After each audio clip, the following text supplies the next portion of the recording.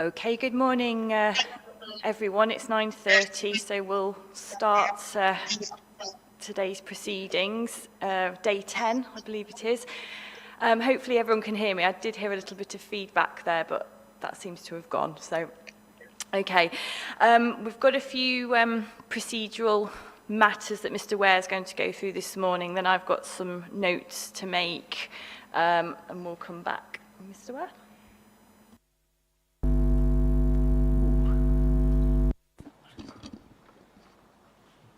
Right, that didn't start too well.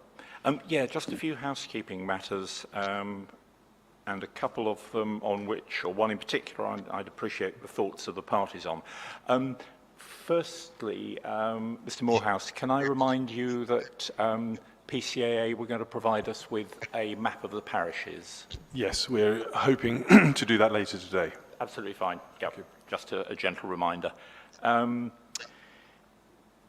The programme officer has been looking at the number of, shall we say, unattached interested local residents and others that we didn't manage to get in week one. It's obviously always difficult to identify how long they will take, but I am anxious to get as many of them in as possible. With that in mind, we're thinking of having another public session on Thursday, 16th September. That's in the Greenbelt and Landscape Week, which, unless we have an overrun into that week, should be comparatively light. We thought we'd do it on the Thursday. I appreciate that might mean the evidence sort of jumps over the Thursday into the Friday, but of course the Friday is a slightly short day. So another public session, Thursday, 16th of September. And once the programme officer has identified that that day is full, and I suspect it will be, at that point we're going to sort of bring the shutters down on interested persons and say, well, I'm sorry, but we have heard a lot of very useful information from interested persons, including particularly, and I'll give a little list, if you want to make any further submissions, please do so in writing before I think we get to the planning balance week, whenever that is. So anyway, Thursday, 16th of September will be another session, physical and virtual, for members of the public. The other matter is going slightly back in the programme. The week of the bank holiday, August bank holiday, is highways. I think that's the week beginning Tuesday, 31st of August. I'll be honest, I haven't looked at the details of the timing, but my colleague, Inspector Young, has, and he advises that is a tight week. I'm seeing nods. Reason for raising it now is that in the normal course of events, we'd only have 3 days that week, with the Friday 3:30 closing. Just float with the parties the idea of starting on the Tuesday at lunchtime. Now, I don't know how that would fit with other people's commitments and travel arrangements, and if people want to have a think about it and come back to us, I'm quite happy if you don't want to give a response now. Sir, I'll need to check the availability of my witness, and indeed I'll need to check my own as well. Well, can I leave that pending with all parties? A lunchtime start on the Tuesday the 31st. If it doesn't work, it doesn't work, and no criticism there because it wasn't due to be a sitting day, but it is a potential way out of a rather congested week. So I'll leave that with you, and if people could come back either in session or to the programme officer, that would be fine. Okay, that's it. Okay. So this morning, the rest of this week, indeed, we're moving on to noise. And I just wanted to run over a few matters before we dive in. I've done quite a few noise cases at all levels, and it's probably the most technical area in planning. I've found that. So just a plea to the witnesses, please answer the questions yes or no, and then qualify it and say if you don't know, and I will interject if I'm still not sure. You might have to do a lot of explaining of particular technical points. And indeed, I might understand a point, but my colleague here, Mr. Ware, may not, so he might interject as well. So just to say. And then again to all the advocates, please be courteous and, you know, don't interrupt or particularly labour a point. I mean, it's going very well so far, but I just wanted to say, because noise is a particular technical area. And it's important because I want to actually spend my time listening carefully to the technical evidence rather than having to listen and manage people in the event. Okay, so that's just that. In terms of the noise issue, so there's the changes, as I understand it, and I'll be corrected if I'm wrong. Obviously, there's the proposed increase in passenger numbers from 10 to 12 million passengers per annum. There's a 4,000 flight restriction in the evenings between 11 o'clock and 6 a.m. But currently there's a seasonal restriction of 3,000 in the summer and 1,000 in winter, and it's the seasonal restriction that is to disappear as proposed. And then there's proposed operating restrictions that stands 38 and 39. Obviously, there's lots of types of noise, but as far as I understand from the cases that I've read, it's air noise that's the predominant sort of issue in hand. Some concerns and differences in terms of ground noise. Traffic noise, I think the PCAA had a couple of points to make. Yeah, there's a nod at the back. Thank you, Mr. Morehouse. But construction noise and vibration noise, I don't think there's anything between the parties. So that's my understanding. If I'm wrong, do correct me during the session. Obviously, I've read the proofs, I've read the environmental statement and the addendum. Let me just look at my notes. A lot of it, there's conditions as well, and we are going to have a conditions session next week, and I hope that there isn't any availability issues with the particular witnesses in that, because I think we'll obviously talk about it this week, it's bound to come up, but sort of the real technical stuff we will look at next week. Yeah, I think... Oh, in just my notes here, so just for my understanding, there's a few key areas I need just a little bit of explanation on, not now, but when we come to it. So quote accounts, I think I need to be taken through that because I was getting a little bit confused about what they do, how they work. That might be better for the conditions session. I'm not sure. I'll leave it in your hands, but that was a point. And auxiliary power units for stands 38 and 39. I'm not actually too sure what they are, what they do, and how noisy they are. So just a bit about that, please, would be helpful. In the first week, we had submissions from Mr. Richard Osborne, who was a PCAA witness who's now not with them, and he submitted a noise report. Now, I am conscious Mr. Osborne we haven't been able to get him in yet to hear from him, but we have had his noise report submitted.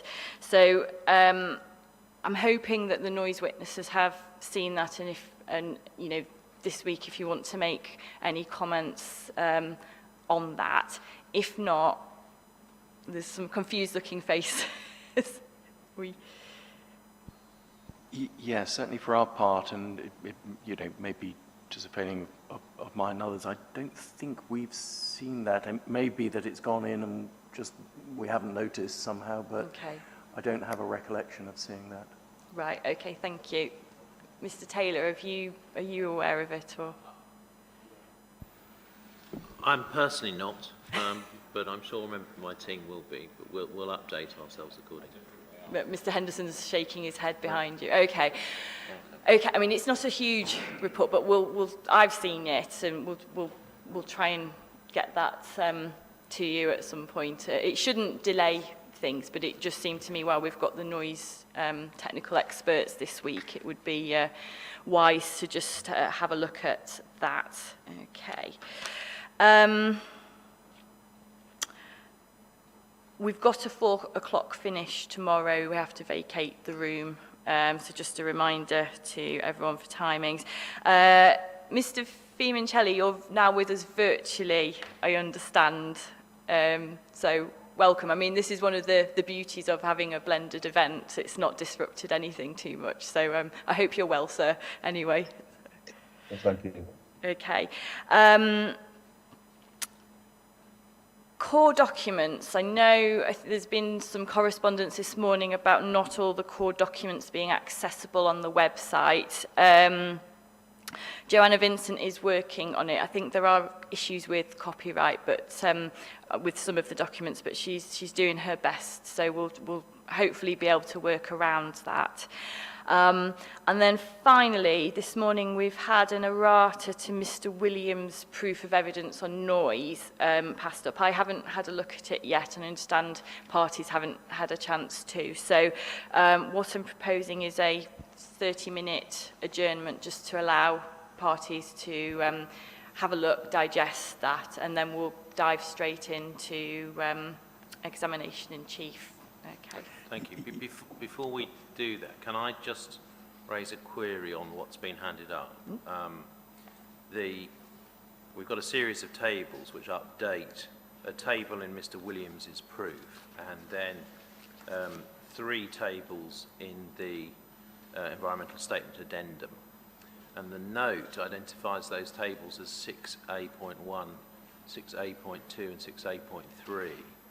I think they should be 6A.57, 0.59 and 0.61, but I would be grateful for confirmation that I'm seeing that correctly, so that we can make an amendment to the erratum.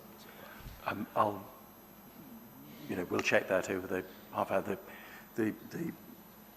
Let's just work with the data, and if we just need to slightly tweak the number, if that's correct, or confirm it, then we'll do that. Okay. And Madam, I should just say many apologies, obviously, for the lateness of this. It literally arose, I think last night Mr. Williams was looking at his proof for his evidence in chief, spotted something that just looked odd, and you then kind of trace back and you find that it affects other things, and I should thank Mr. Williams and Ms. Noble and Ms. Tones working very hard this morning to work out all the numbers and produce the table. I'm afraid I can claim no benefit for having done it. I've just read it, so I'm grateful to all of them, and I apologise to all of you and obviously the council that it's arisen at this time. Yeah, just to double check, the PCAA have been handed a copy of that as well. We have, yes, thank you. Yeah, okay. Okay, anything else then before we adjourn? One more thing, I'm afraid. I think it's about 2 or 3 weeks ago, a new report was produced to update the SONA 2014 document. SONA is now called SONA 2021. I think Mr. Fiumancelli was explaining to me yesterday. Yes. I don't believe that is in front of the inquiry at the moment, and I could be wrong on that, but I think that's right. And it's perfectly clear to me that you're going to have a look at that document and be taken to it. So we're going to try and make sure that that's put on in the core documents or in the inquiry documents. I don't know which you'd prefer, but we will be having to refer to it. Okay, I think it'd be more helpful as an inquiry document, okay. I think. Right. If you can get that as soon as possible to everyone, please. Yep. Thank you. Mr. Humphreys? No.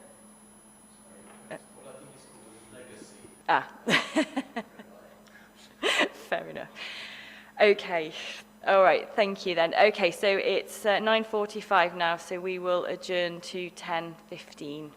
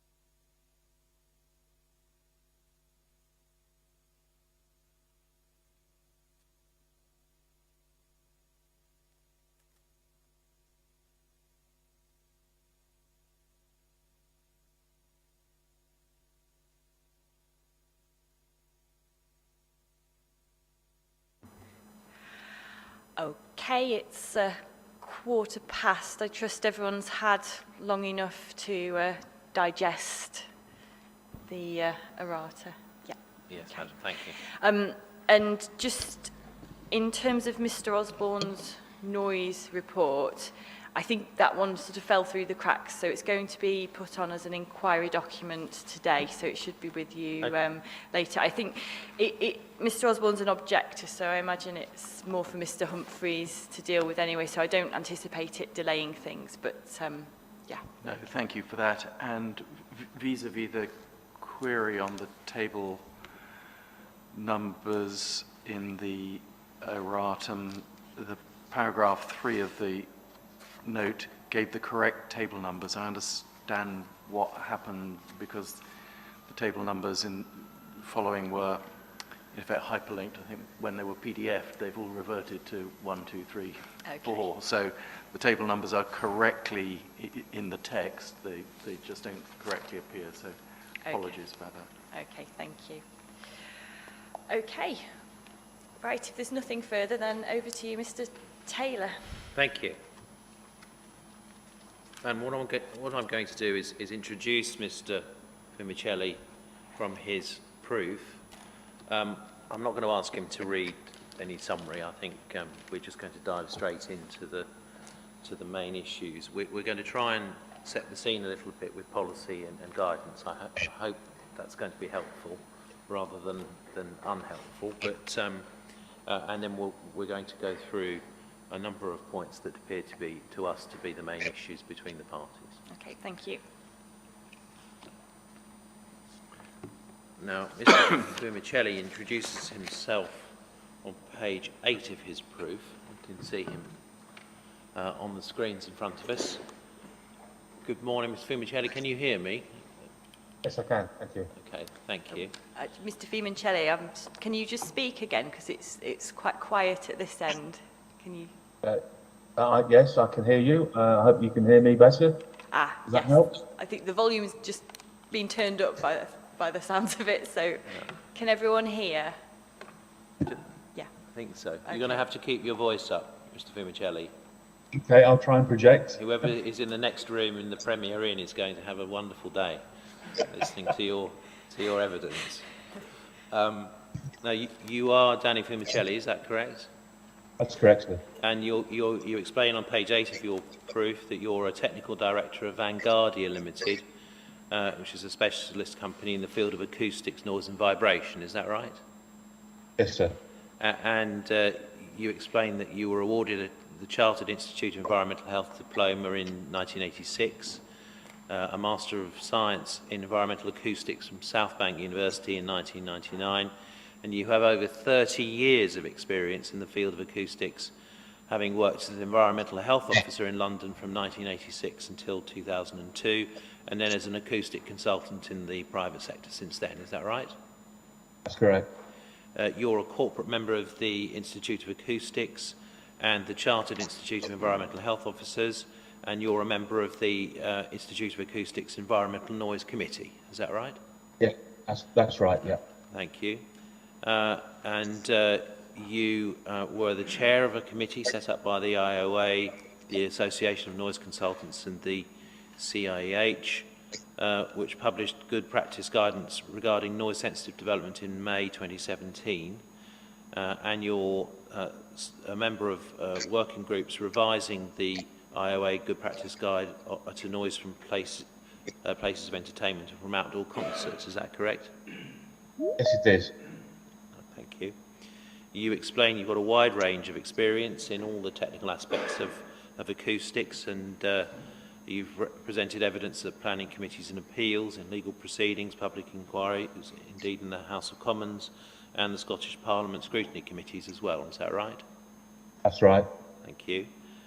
You've presented technical papers and written articles nationally and internationally on noise and acoustics on a wide range of aspects, and you explain that your project experience includes being project director or manager and participant in the environmental impact assessments for residential schemes, schools, airports, road transport, guided transport, light and heavy railway projects, renewable energy, hospital development, mixed developments, harbour developments, leisure developments, sports stadia, and commercial industrial developments. Is that right? That's right. It's hard to Yes. think of what form of development you left out of that list, Mr. Femicelli. You also explained that you've got specific airport experience, including being an expert noise witness at public inquiries for relating to Heathrow, London City, Farnborough, and Ronaldsway, Isle of Man airports as well. Is that right? That's correct. And you have also advised the Heathrow Community Engagement Board, and you supported Slough Borough Council on the Heathrow Airport expansion, third runway, and independent parallel approaches plans. Is that right? That's right. And you've also been assisting English Heritage, I think now called Historic England, but in developing a methodology for assessing the impacts of aviation noise on heritage assets. Is that right? That's right, yeah. Right, thank you.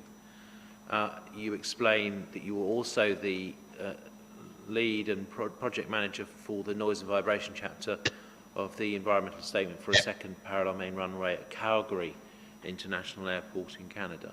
Is that correct? Yeah. All right, thank you. Now, you explain in your proof that the evidence that you provide, this is at para 2.4.1, is true and being prepared and is given in accordance with the guidance of your professional institutions, and you confirm that the opinions expressed are your true and professional opinions. Is that correct? Yes, they are. Thank you. Right. We can see the other confirmation statements that you provide on page 9. We'll take those as read. Now, let's, having introduced you, we need to go into your proof, please, to deal with the first section of issues that that I wanted to ask you about. In essence, the heading of this section is what's changed since officers advised members in relation to the proposed development that's before this appeal. Now, are you able to assist in terms of what's changed insofar as it affects the noise impact appraisal since officers considered the issues and presented a report to committee in February, March of last year? Well, there's been an additional addendum environmental statement because there's been changes to the forecasts, for example, in terms of aircraft types, numbers, the years that they may or may not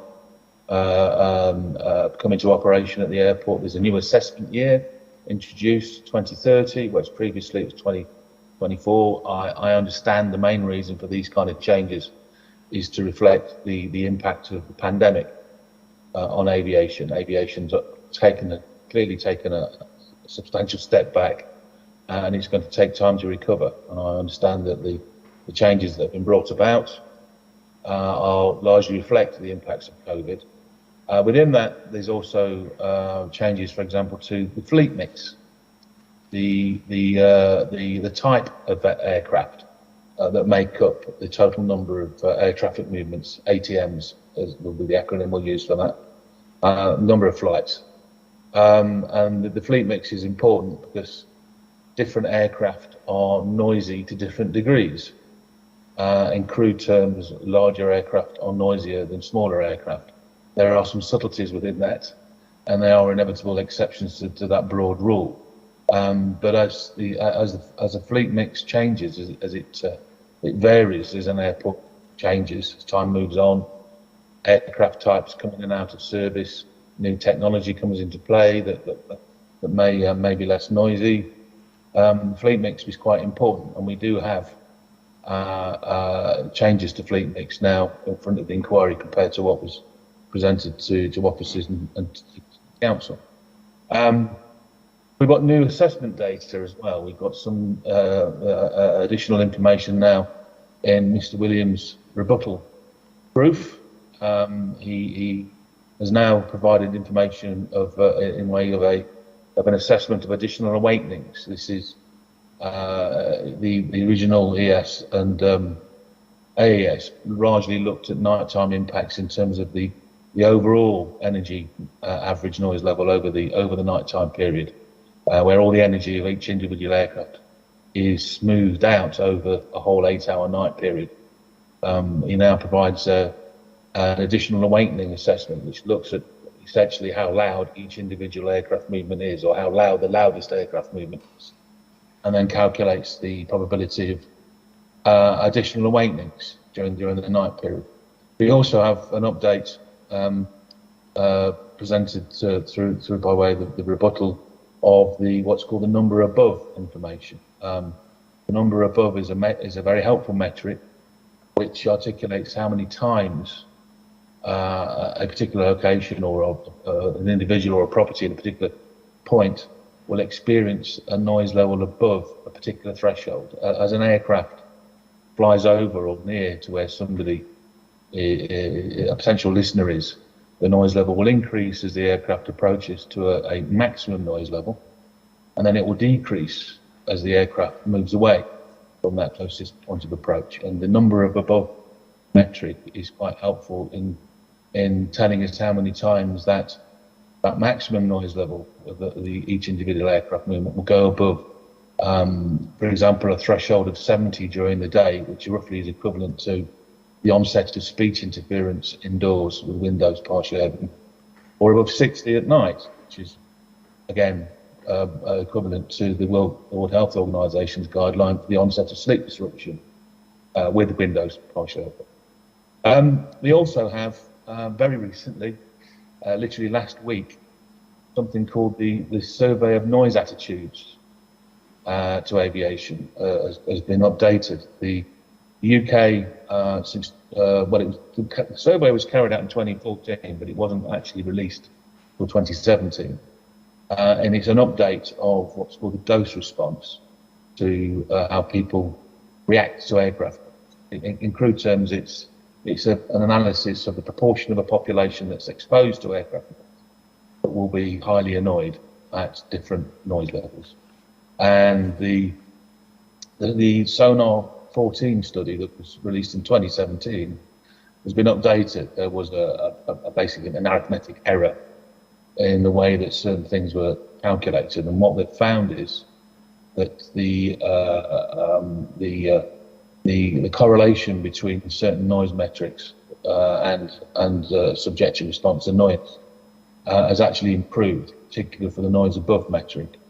It's still slightly less than for what's called the LEQ, the energy equivalent value, the energy average, but it has improved, and it's still described as adequate.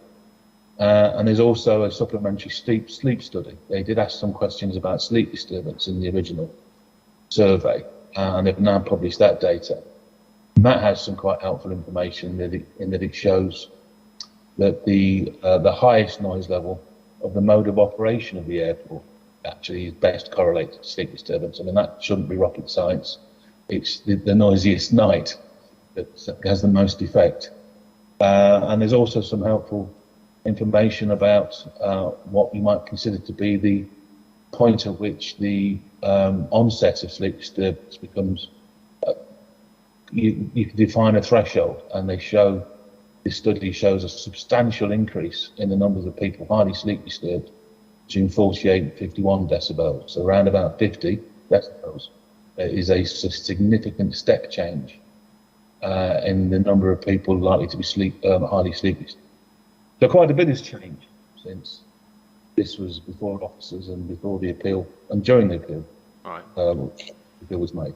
Thank you. That's very helpful. Now, having looked at all of those changes, let's just start, please, by looking at some policy relating to noise and the approach that's adopted at a national level. You deal with that in your proof, I think at pages 16 to 17, where you refer to the relevant paragraphs of the NPPF. I think the numbers have changed in the new version of the NPPF, but the words are the same. So I haven't learned the new numbers yet. It'll take me a number of years, I suspect. But if we look at pages 16 and 17, you've at least got the text, and I'm sure that the inspectors are familiar with these paragraphs. But you refer to paragraph 170E, whatever the new paragraph number is, we'll find at some point. That planning policies and decisions should contribute to and enhance the natural and local environment by preventing new and existing development from contributing to being put at unacceptable risk from or being adversely affected by unacceptable levels of soil, air, water or noise pollution and land instability. So that's the first paragraph you refer to. And then we've got 180, which refers to ensuring that new development is appropriate for its location, taking into account the likely effects, including cumulative effects of pollution on health, living conditions and the natural environment, as well as the potential sensitivity of the site or wider area to impacts that could arise from development.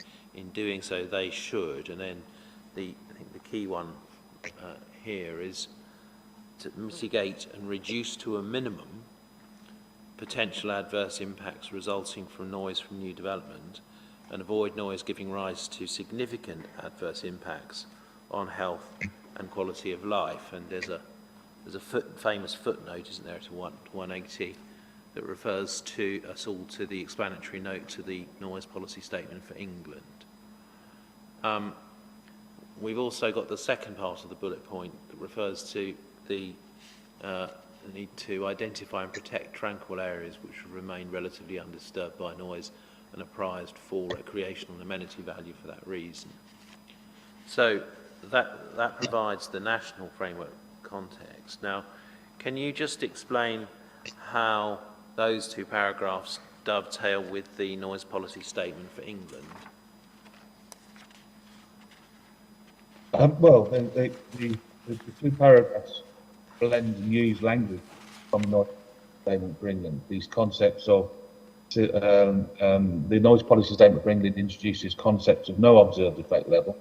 That's the level below which there is no observable effect of the noise. And then something called the lowest observed adverse effect level, or LOAL, which is the lowest level at which you start to see an observed adverse effect. And then there's something called the significant observed adverse effect level. This is a point at which the effect starts to become described in policy terms as significant. There is some quite helpful explanation as to what these terms mean in terms of the effect we regard as the observed effect or a significant observed effect in the National Planning Practice Guidance. The National Planning Practice Guidance also actually provides a further qualitative explanation meant by the term unacceptable. Yeah, we'll come and look at that in a minute, but let's just stick with NPSE for the moment. Yeah, so it introduces the concepts of null, lol and sol, as I always call them. I'm not sure if you'll pronounce them that way, but that's what I call them. Just before we leave NPSE, you've set out on page 13 of your proof some elements of that document, which I just wanted to draw everyone's attention to.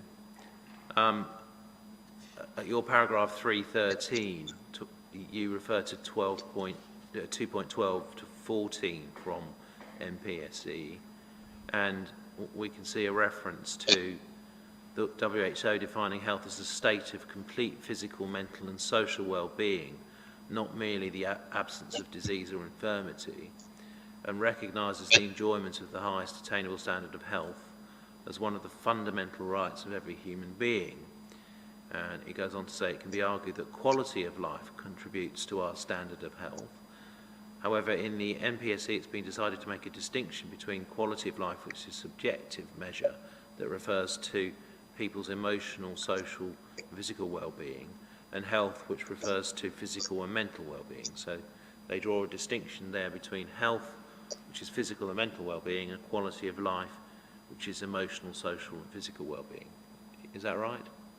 It is, and yeah, sorry, I should have said earlier that the adverse effects that the the MPSC and then the MPF and everything else relates to are adverse effects on health and quality of life. In actual fact, it's all quality of life. You don't have to show there's an effect on health and quality of life. It's either or in policy terms. So, yes, it's quite important, a distinction. There are some effects of noise that actually could fall in both camps, both a quality of life and a health effect. Annoyance is a classic one. All right, thank you. Now, you referred a moment ago to the planning practice guidance, and let's just have a look at what that has to say. It's CD 5.9, and I do apologise for not providing a list of the CD documents in advance, but I'm hoping that that's not going to prove to be too much of a problem. We're certainly trying to minimise the number of documents that we take everybody to. So CD 5.9.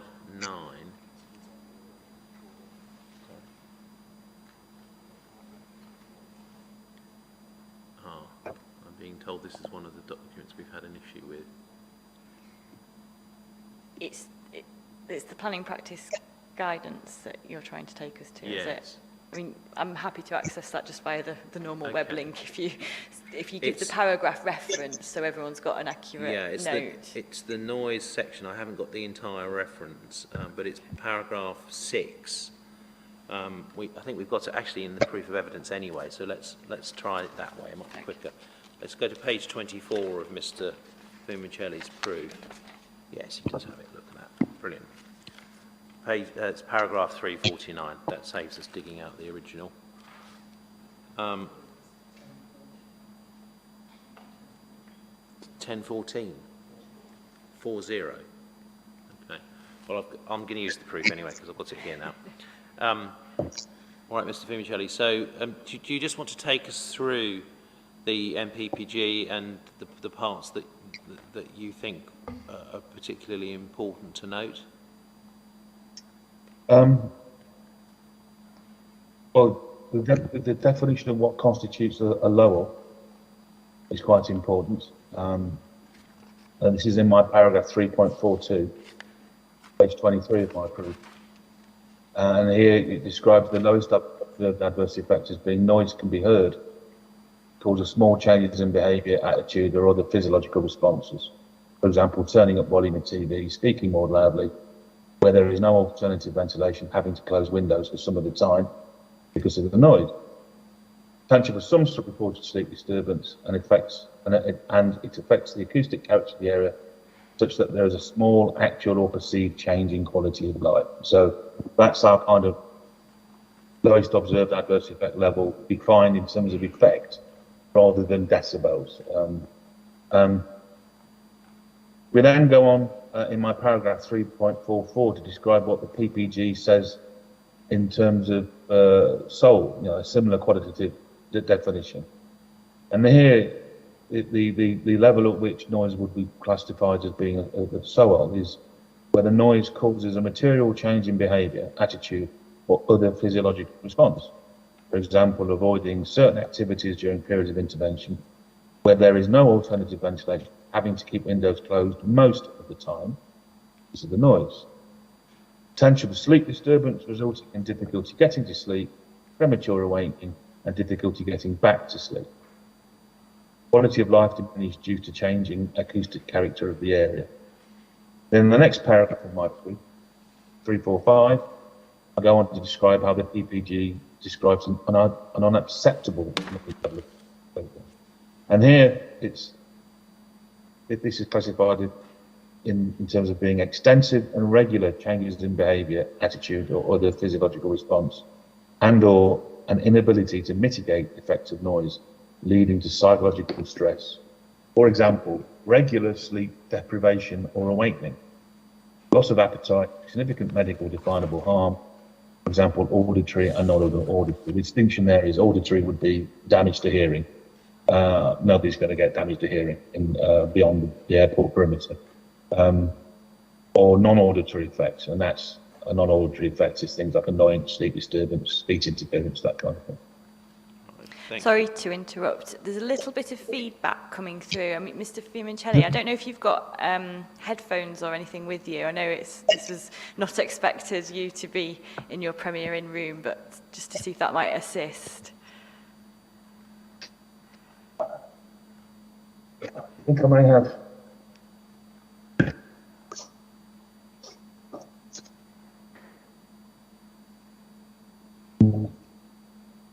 No, this is short. Sorry. No, that's okay. We'll live with it. You are audible. It's just there's a little bit of a feedback sort of going on, but we'll work with it. That's fine. Thank you. I'll try and turn you down a bit my end. That might reduce the. All right, thank you. Now, you also refer in this section of your evidence to at 346 to the guidance that it's important to look at noise in the context of the wider characteristics of a development proposal, its likely users and its surroundings, as these can have important effect on whether noise is likely to pose a concern.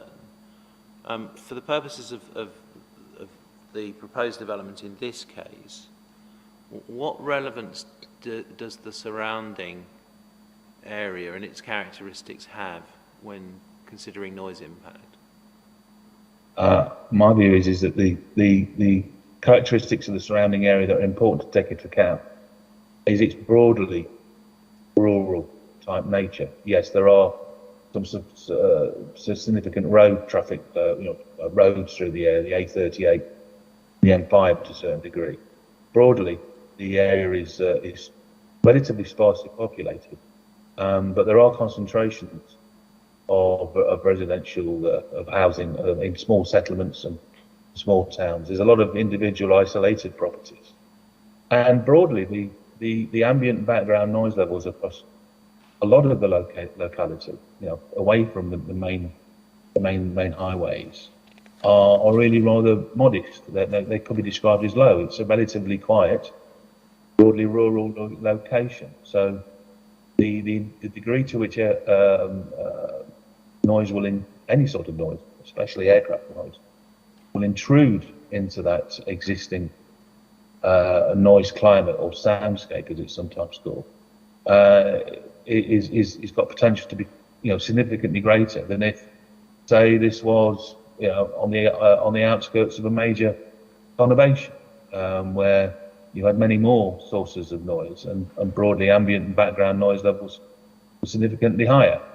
The difference between the underlying noise and the character of the underlying sound in this location is quite different to say, as I said, on the edge of a large conurbation, on the edge of London or Manchester or something like that.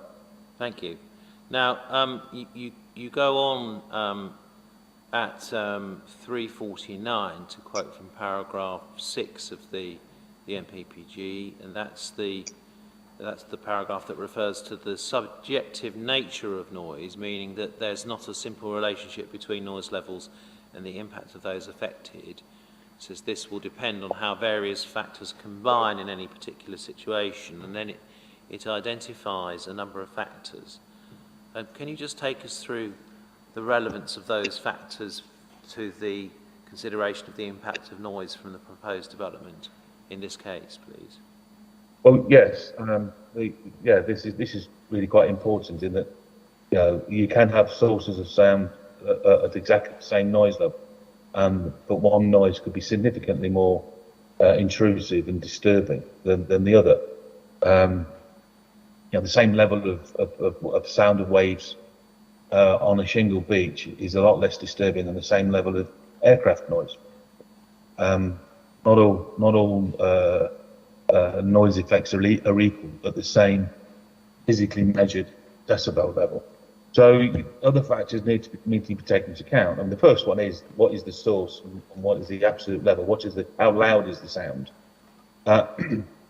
Here this is important because the type of sound, as I've just said, influences the degree to which it will be disturbing, the various characteristics of the sound. And then how loud it is. That's very straightforward. If it's a new noise-making source, how does the noise relate to the existing sound environment? the other point here is how does the sound relate to the sound of the existing environment? And then a very important point here, because of the nature of aircraft noise being intermittent, long periods, relatively long periods between each aircraft movement, and then a relative quiet, and then the aircraft movement itself, to greater or less extent, being quite noisy. And here, for non-continuous noise sources, the number of noise events, in this case, the number of air traffic movements, if their frequency and their pattern of occurrence becomes quite important into how that noise has an effect. The spectral content of the sound is also quite important. By spectral content, each sound has a characteristic set of frequencies that make up that sound. And there can be particular elements within those frequencies that, again, add to the impact of the sound. And for example, there could be a substantial amount of frequency sound, bass type sounds. And aircraft noise does have significant low frequency content, especially at distance from an airport. You get differential attenuation so that the low frequency noise more readily transmits. And also you can have tonal elements. A tone would be some kind of distinctive whine or hum or hiss type noise to a sound. And aircraft engines, jet engines, although they're getting better, historically and currently, some aircraft types can have particular tonal characteristics, which also shift as the aircraft load, as the amount of work that the engine is doing changes. And there can be certain aircraft that will have a very distinctive whine, is the only way to describe it. Quite common on approach. There are some aircraft types that can have this. There are others that don't, but it can be quite important. The last point there is this local arrangement of buildings, services and green infrastructure. I mean, and this is to do with how the sound is bounced around on the ground, how it's reflected. It's less of an issue, to be honest, for aircraft noise, because aircraft noise generally comes down from above, albeit it can be at different sort of angles, but it's less of an issue unless you're in a courtyard type environment, which isn't very common. There are other specific factors to take into account that the MPBG says, and things like the cumulative impacts. Are there more than one source? Well, we do distinguish between ground and air noise here. So those locations, they experience both. There is something to be said for looking at the cumulative effect, although one will tend to dominate over the other. Can you remove the adverse internal effects by closing windows? And does this have to happen all of the time? It's critical, though, in those circumstances, to consider what's the impacts in terms of how you're going to ventilate these premises, and also control overheating, which is another issue. There are some ventilation systems available, typically slot-like vents in window frames, that will provide enough ventilations to meet the bare minimum of the building regulations, which are designed basically to stop you dying, to stop the accumulation of noxious gases and fumes. But they're not going to provide a particularly good comfort, quality of life type situation, unless that you're able to provide some other way of providing it during hot weather, or even just warm weather, because of the buildup of heat. There can be something that's important to consider when you've already got a location that's already very noisy. In those circumstances, very small changes in noise, or even no change in noise, just the introduction of an additional sound, doesn't increase the overall noise levels, can have a significant adverse effect, because the area is already substantially noise stressed. So any further addition to the load is a disbenefit. And then there's something final to consider, which is noise action plans, where these exist, and in particular where there's an important area identified. This comes about because of the National Strategic Noise Planning process, and the airport probably does qualify under this for a noise action plan. The noise action plans for every airport I've looked at are actually very disappointing. They're not actually a plan to do anything about noise. They normally just state, this is what we do, and this is how we operate.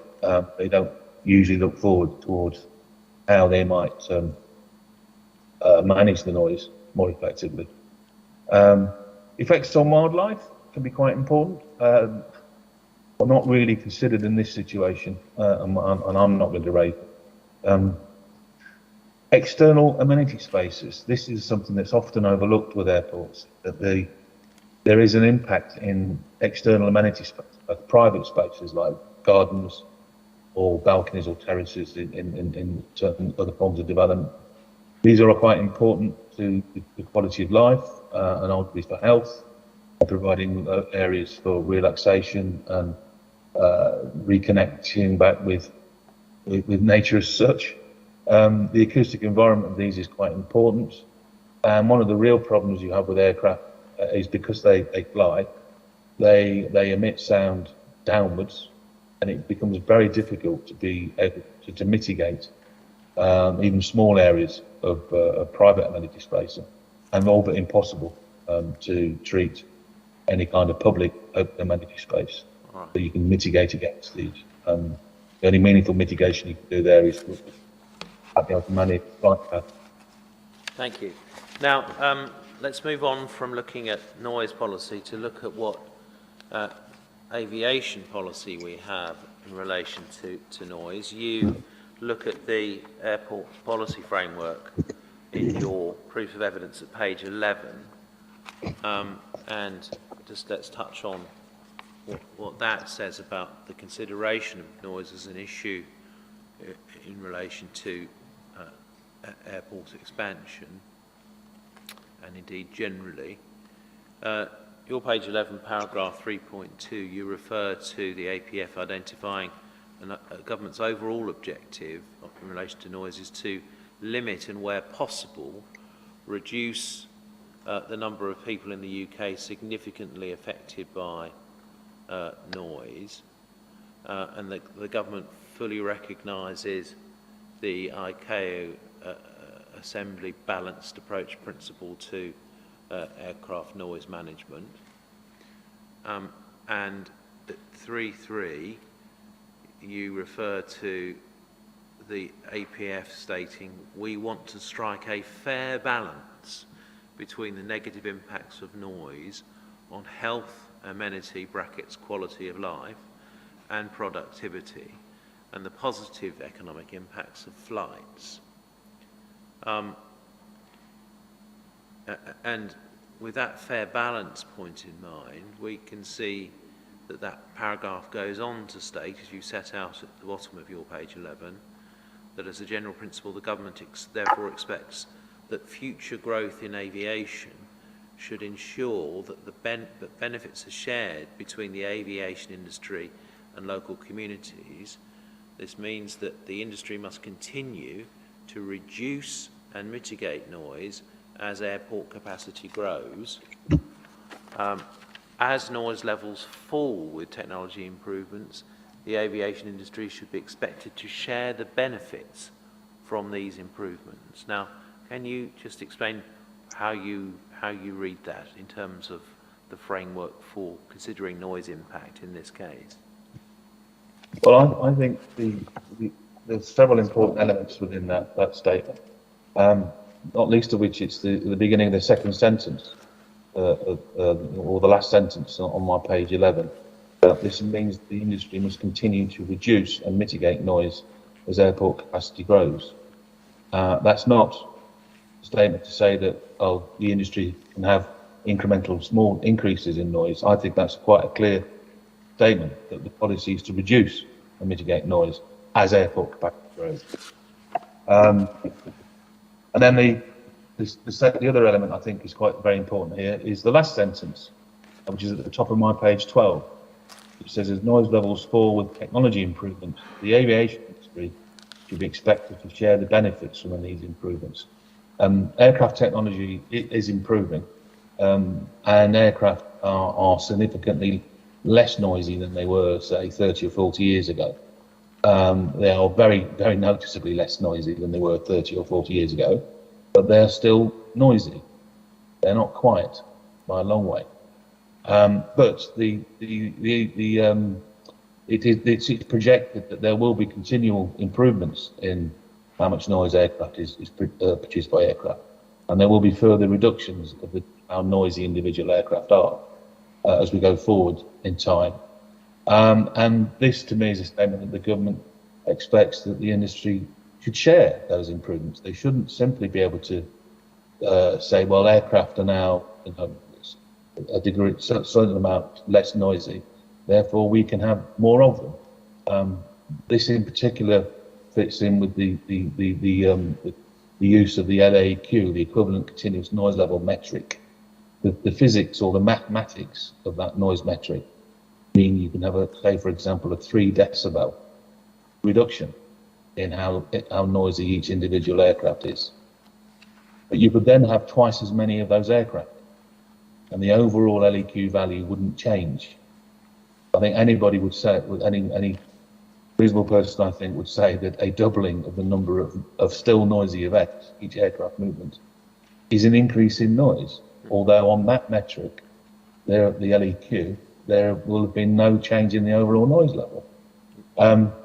It's about sharing some of that reduction with those who are affected by noise, by reducing not only how loud individual aircraft noise is, but for those who are affected, All right. but the overall noise dose that they receive. We'll look at how the forecasts.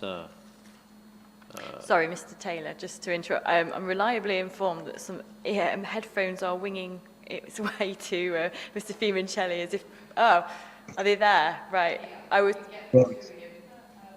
Right, I thought they were on their way as if by magic, but I think the issue is, I think the live stream's quite poor quality audio, although we're coping here.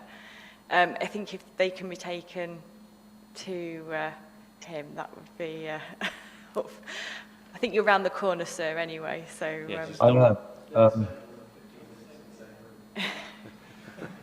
We'll slide them under the door. All right. I don't know if there's anybody there available to bring them up to me, or if they call, we adjourn when they arrive and I go and get them. Yeah, I think if we carry on just until Okay. You need to break, and then We'll just sort do of set our yourself best. up again. Thank you. All right. Thank you for bearing with us.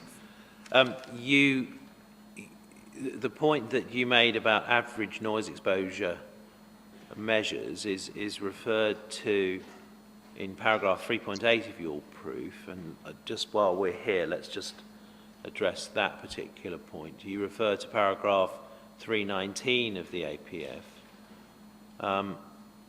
Can you just briefly explain what it is that we need to draw from this paragraph and note for the purposes of this appeal?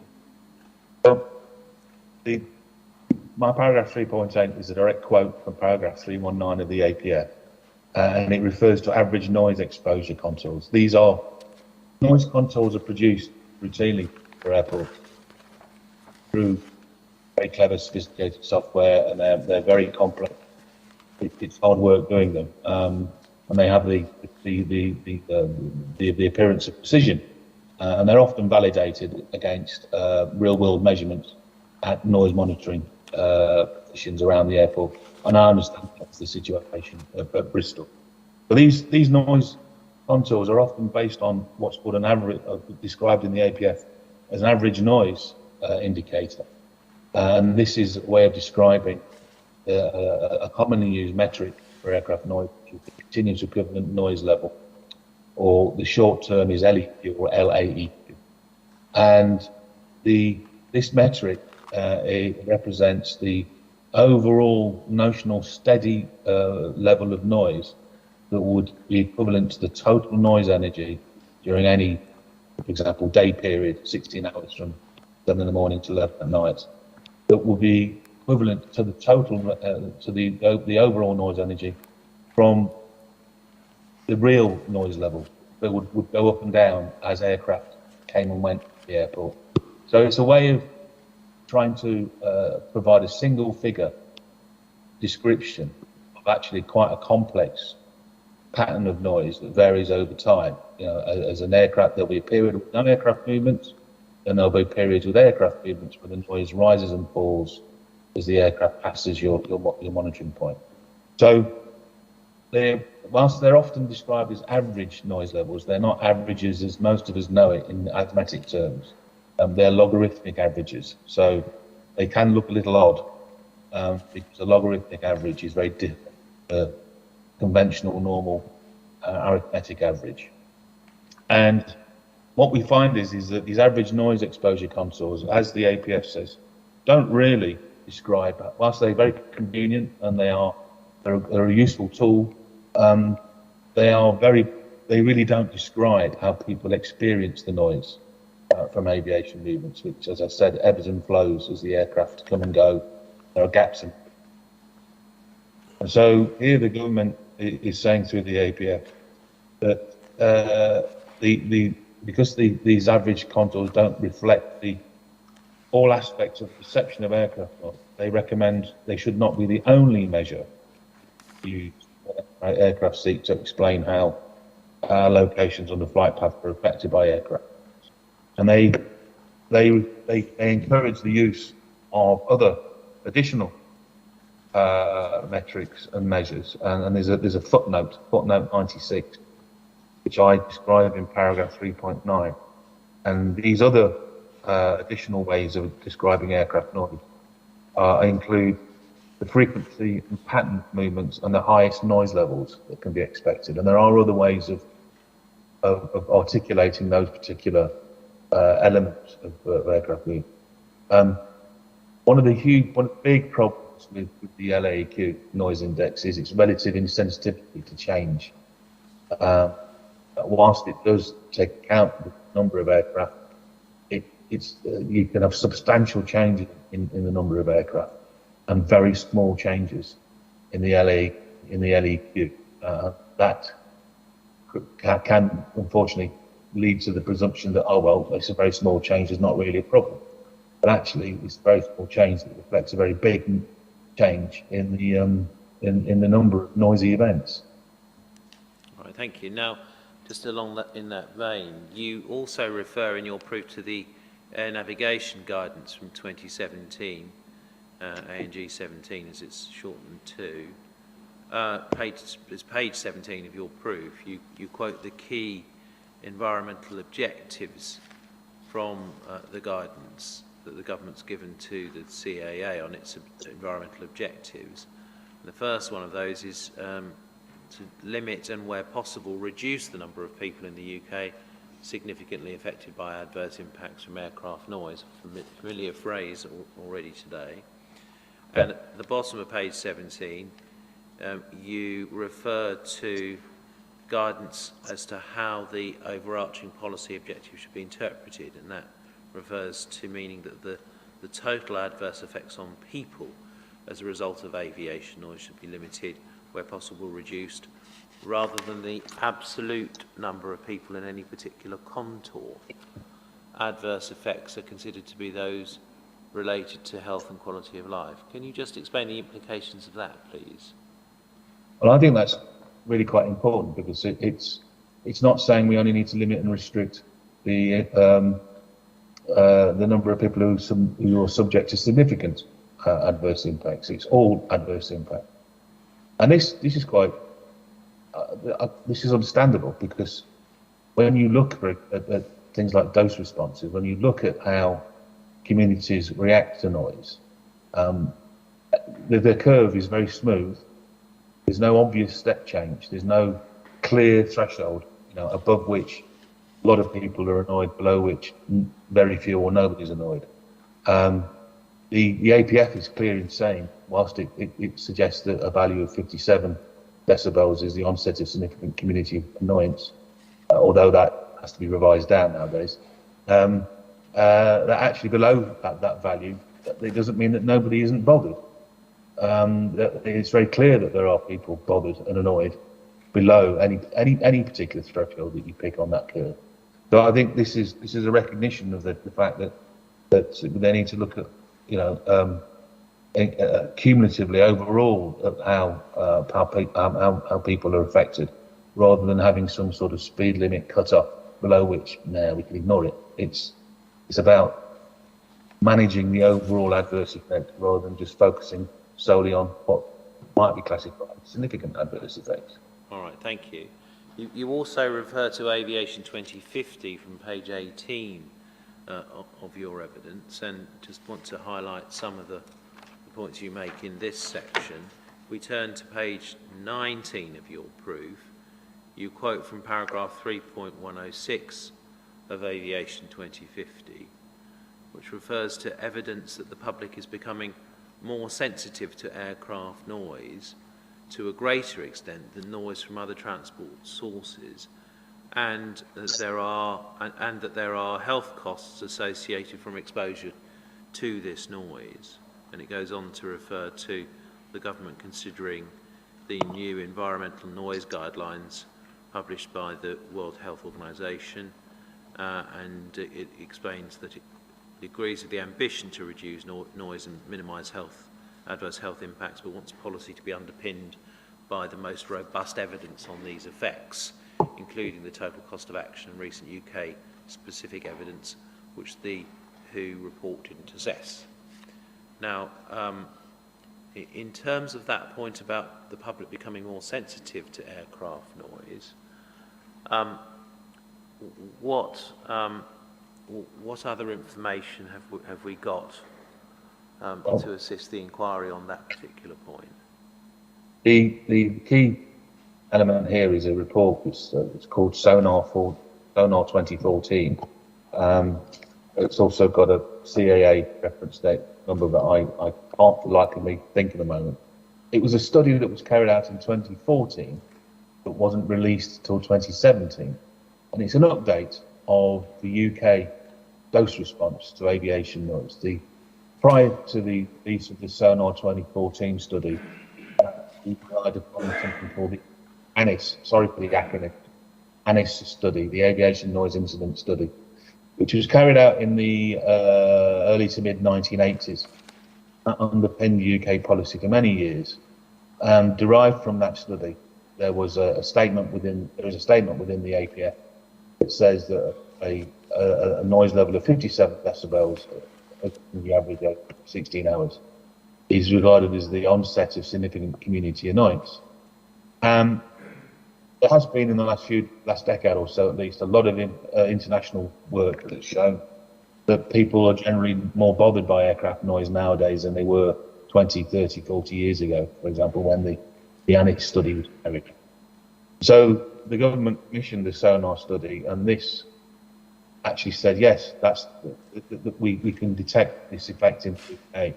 But in the UK nowadays, people are generally, particularly at the lower end of these noise levels, more sensitive to noise, to aviation noise. What that means is for the same number of decibels, nowadays, a greater proportion of the community are likely to say that they're highly annoyed compared to the early 1980s. The critical factor here is, the numbers here is that the report found that at this threshold of 57, which the APF said is the onset of significant community annoyance, that proportion of people of the population who are annoyed, which I think to my recollection was 9%, that value is actually now achieved at a noise level of 54. So effectively, the threshold at which you might want to say that the significant community annoyance starts is nowadays at 54 decibels rather than 57. The same study also found, though, that what might be regarded as the lowest observed adverse effect is actually around about 51, just to confuse things. So effectively, what we know nowadays is that more people generally will report being highly annoyed with any particular level of decibels or aircraft compared to previously. There's no as yet definitive study to explain why, and there are many hypotheses as to why we are more sensitive to aircraft noise than we were 30 or 40 years ago. But this isn't unique to the UK. This has been found in many countries around the world. Most recently, France have confirmed it. It's not it's not a standalone UK issue. It's something that has been found internationally. All right, thank you. Now, I want to move on from that quick look at the policy background. Obviously, you've got a much broader appraisal of the policy context in your evidence, but let's move on from that and just consider some specific aspects of using the LAEQ noise index. Now, you've already explained to the inquiry this morning what it is. It's insensitivity to change in the number of movements, and you've also mentioned why, in your view, it's important to take it into account when assessing noise impact. Just so that we understand what Mr. Williams has done and how he's used the LAEQ index in his proof, if we turn to Mr. Williams's proof, page 73, his paragraph 5.2.8, please.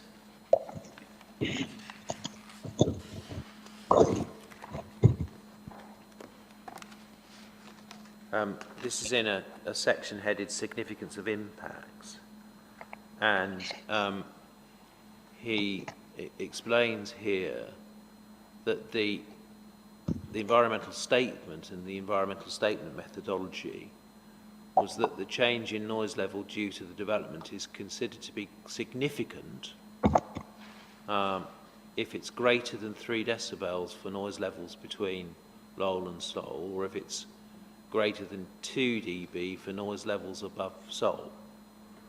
Now, what comment do you have on that as an approach to assessing significance? I don't agree with that. I think it's too simplistic. It's only looking at one metric, and again, it's using changes in that particular metric, the LAEQ, that can be and are broadly equivalent to really substantial changes in the number of noisy events. If the aircraft are the same degree of noise, each aircraft is equally noisy, a 3 dB change would be a doubling of the number of aircrafts. So, you know, it's kind of saying if things stay as they are in terms of individual aircraft noisiness, we can have twice as many, but that's not significant. Similarly, actually, if the aircraft were 3 dB quieter, we could actually have 4 times as many aircraft, but that wouldn't be significant.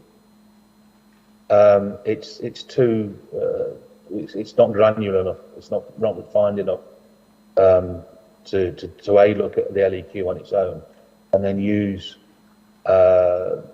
degrees of change, 3 decibels, for example, between Lowell and Seoul, which could represent really rather substantial increases in the number of noisy events. Even with the 2 dB change threshold that they say above Seoul, which I presume is in response to the MPBG saying at high noise levels, small changes can be significant. That's a 66% increase. But we can have 66% more noisy events, and that would be regarded as not being significant. It doesn't really, to my mind, stack up. And as I say as I quote in my proof, there are a number of inspectors' reports and Secretary of State's agreements with that are incredulous, I think is the word one of them uses, that such changes in the numbers or the proportion of noisy events would not be significant, would not be noticed. Okay, thank you. Now, with this in mind, the CAA has produced a document, CAP 1731, which we've got as CD 1013, and I just want to take you in that document to page 23 of the PDF, I think.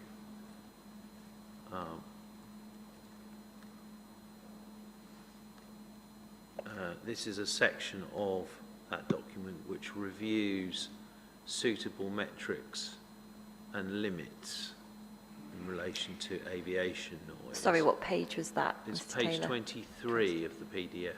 Thank Madam. you. It's actually page 23 of the document too, which is useful. Easy. So, Mr. Fumicelli, we've got table 2.5 here. Could you give, my Wi-Fi is a little bit slow. Yeah. What was the It's CD reference? It's CD 1013. It's cap 1731 Yeah, got it. and page and what was it? 23. Page 23. Yeah, I've got it. Right. So we've got the table 2.5 here, and it's it looks at the type of limit is the first column, limit noise emissions. And then we can see different metrics. Now, in terms of the suggestion in the present case that there should be a noise contour area, we can see that is addressed on the second page of the table on page 24. Can you see that? I can, yes. And it refers to examples of prior use: Heathrow, Gatwick, Stansted, Manchester, East Midlands. And it says advantages: LAEQ noise contours by definition represent long-term noise exposure. A contour area expressed as a single numerical value is easy to understand and apply as a criterion. But it says disadvantages: the LAEQ indicator does not necessarily reflect all aspects of the perception of aircraft noise. To what extent then does this document support the views that you were just expressing about the concerns associated with using LAEQ in isolation? Well, I think again it back to as the APS says, is that the average noise indicators and the LAEQ do not reflect really how the noise is perceived and how it affects people on the ground. We don't wait to think, oh well, I'll better wait to the end of the day to decide if I'm annoyed by averaging out all the noise levels. It's how annoying is that aircraft movement, or group of aircraft movements over a relatively short period. It gets to this point about how if you simply have a noise contour area, you could have twice as many aircraft, them simply being 3 decibels less individually less noisy, but they'd still have the same overall noise contour area. But there would have been a massive change in an increase in the number of noisy events. There'd be twice as many, and arguably people wouldn't actually. Well, not arguably, I'd say people would be very unlikely to notice the difference. The individual aircraft are 3 decibels less noisy. They're still noisy. Thank you. So. We can also see, if we go back to page 23, the first row in the table, number of movements. So this is a metric of the number of ATMs, and it provides an example of that being Stansted, London City, Belfast City and Heathrow. It says that's simple and easy to implement, addresses people's growing sensitivity to the frequency of aircraft noise events, does not take into account the noisiness of aircraft and therefore does not incentivise the use of quieter aircraft. If one were to put noise limits together so that one had a limit relating to the number of movements and a limit relating to noise contour area, to what extent would that address your concerns, Mr. Fumicelli? It would prevent there'd be some room for flexibility in a degree of a limited degree of trade-off of how noisy aircraft are for how many are within the overall cap, but it would prevent there being this overall problem of there being potentially a very substantial increase in the number of aircraft that are only slightly and almost certainly not perceptibly less noisy. It would stop that happening. Thank you.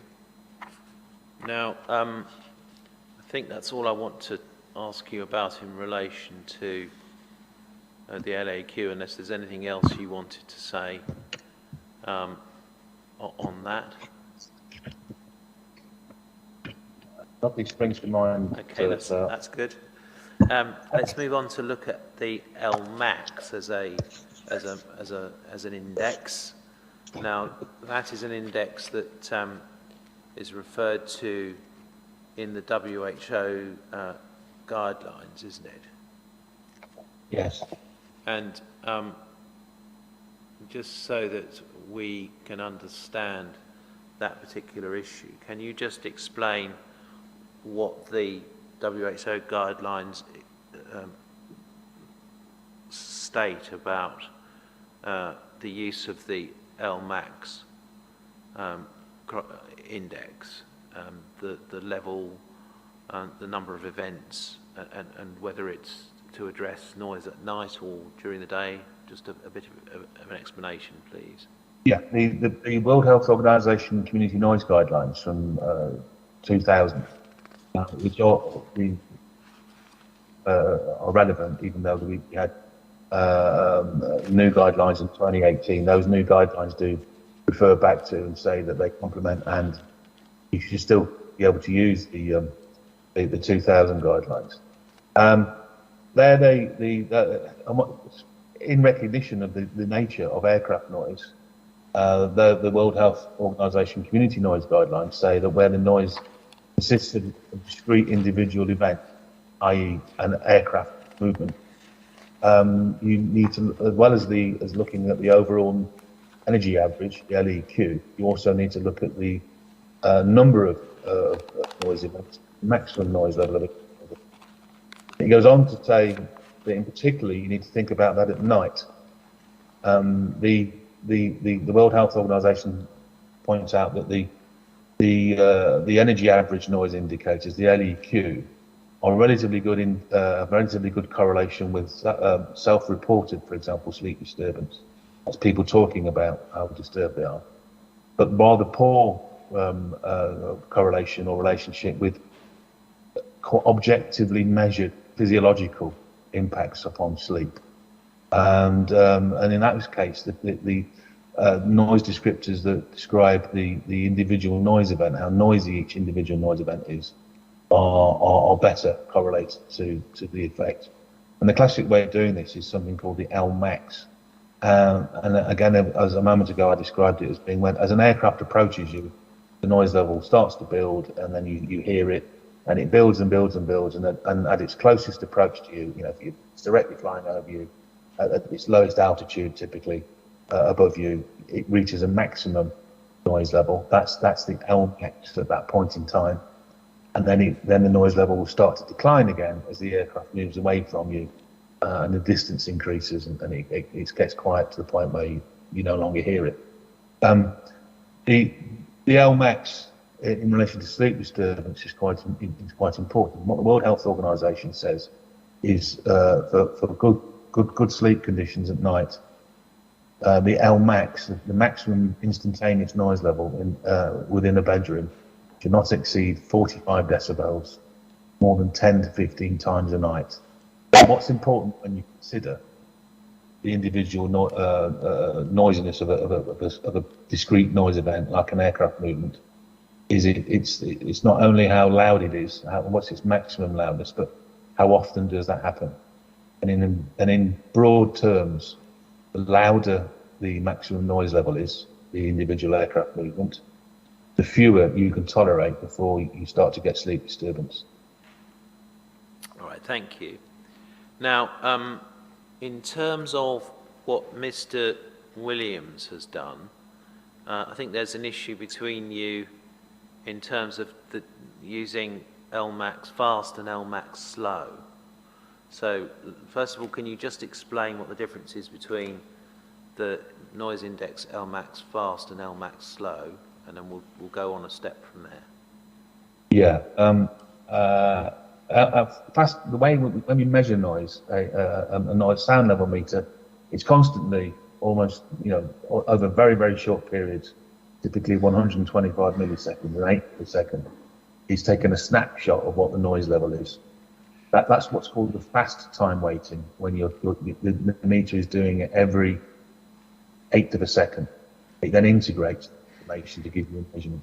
But the maximum noise level will be the peak, the highest noise level that you measure over one of those 125 millisecond periods as the aircraft noise is affecting, is recorded by the microphone. That's relatively modern way of doing things. That 40, 50, even many more years ago, before sound level meters became digitized and have modern kind of built-in computers that do all these kind of do all the maths for you. Sound level meters were analog, and they had a needle that literally moved backwards and forwards, and it would, if it moved very quickly, it would be like every eighth of a second. It would be very difficult to visually estimate what was the measurement. So in that case, rather than taking a measurement every eighth of a second, it would take a measurement every second. Time period for slow time weighting is 1 second. And that makes it easier. The movement of the needle or the flashing of the number becomes really rather manageable for you to be able to visually estimate what is the peak level. Problem is though, it's very easy for the measurement during any particular second not to be at the point that the noise from the aircraft movement is at its highest. And typically, the measurement, if you measured an aircraft flying over you using both fast and slow measurements, the measurement you make with fast time weighting is typically about 3 decibels higher than the measurement you would make using slow time weighting. Hopefully, I've explained the difference. Slow time weighted measurements or predictions are lower than fast time weighted. Okay. Now, can you just explain why the difference between LMAX fast and LMAX slow matters in this particular case, given the way that Mr. Williams has undertaken his comparison? It matters because the predictions and the modelling that Mr. Williams has done, in line with convention and with guidance, produces noise predictions of the LMAX using the slow time weighting. So whatever Mr. Williams has predicted in terms of LMAX is roughly 3 decibels lower than what it would be if you used fast time weighting. Now the problem that arises is that the threshold that I just described, the World Health Organization guideline of maximum noise levels in a bedroom at night of 45 decibels is actually a fast time weighting value. So in using slow time weighted predictions or measurement predictions in this case, to compare with a fast time weighted benchmark of effect, the 45 decibels from the World Health, you need to correct one way or the other. You either need to reduce your threshold from 45 to 42, or increase your predicted noise level from 45, for example, to 48. It creates a mismatch. What it means is that in relation to that particular guideline, Mr. Williams has actually underestimated the number of properties and people that would be exposed to maximum noise level of the World Health Organization guideline at night. Thank you. Madam, it's 11:30. We've still got, I'm afraid, quite a bit to cover. Do you want me to keep going, or? No, let's have a break, but as we had an adjournment this morning, if we just have 15 minutes, would that be? Yes, okay? certainly. Yes. So if we reconvene at 11:45, then. Right, we'll try and get the... And if we can get the headphones, I don't know where they've gone, but hopefully they're on their way. So Yeah. thank you, everyone. Thanks. All right, thanks. Do we know what room is it?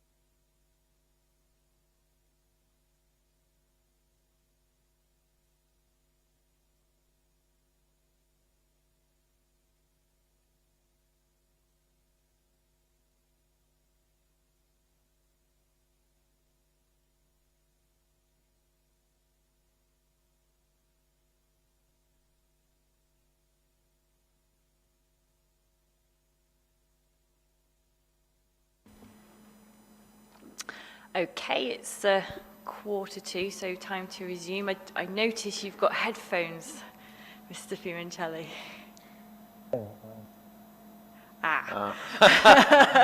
We can't hear what hear you're you. saying now. We can't. So it's Do you know, it's always my noise inquiries, virtual, that go wrong with audio. It's without an irony noise, there. let's try again, see whether.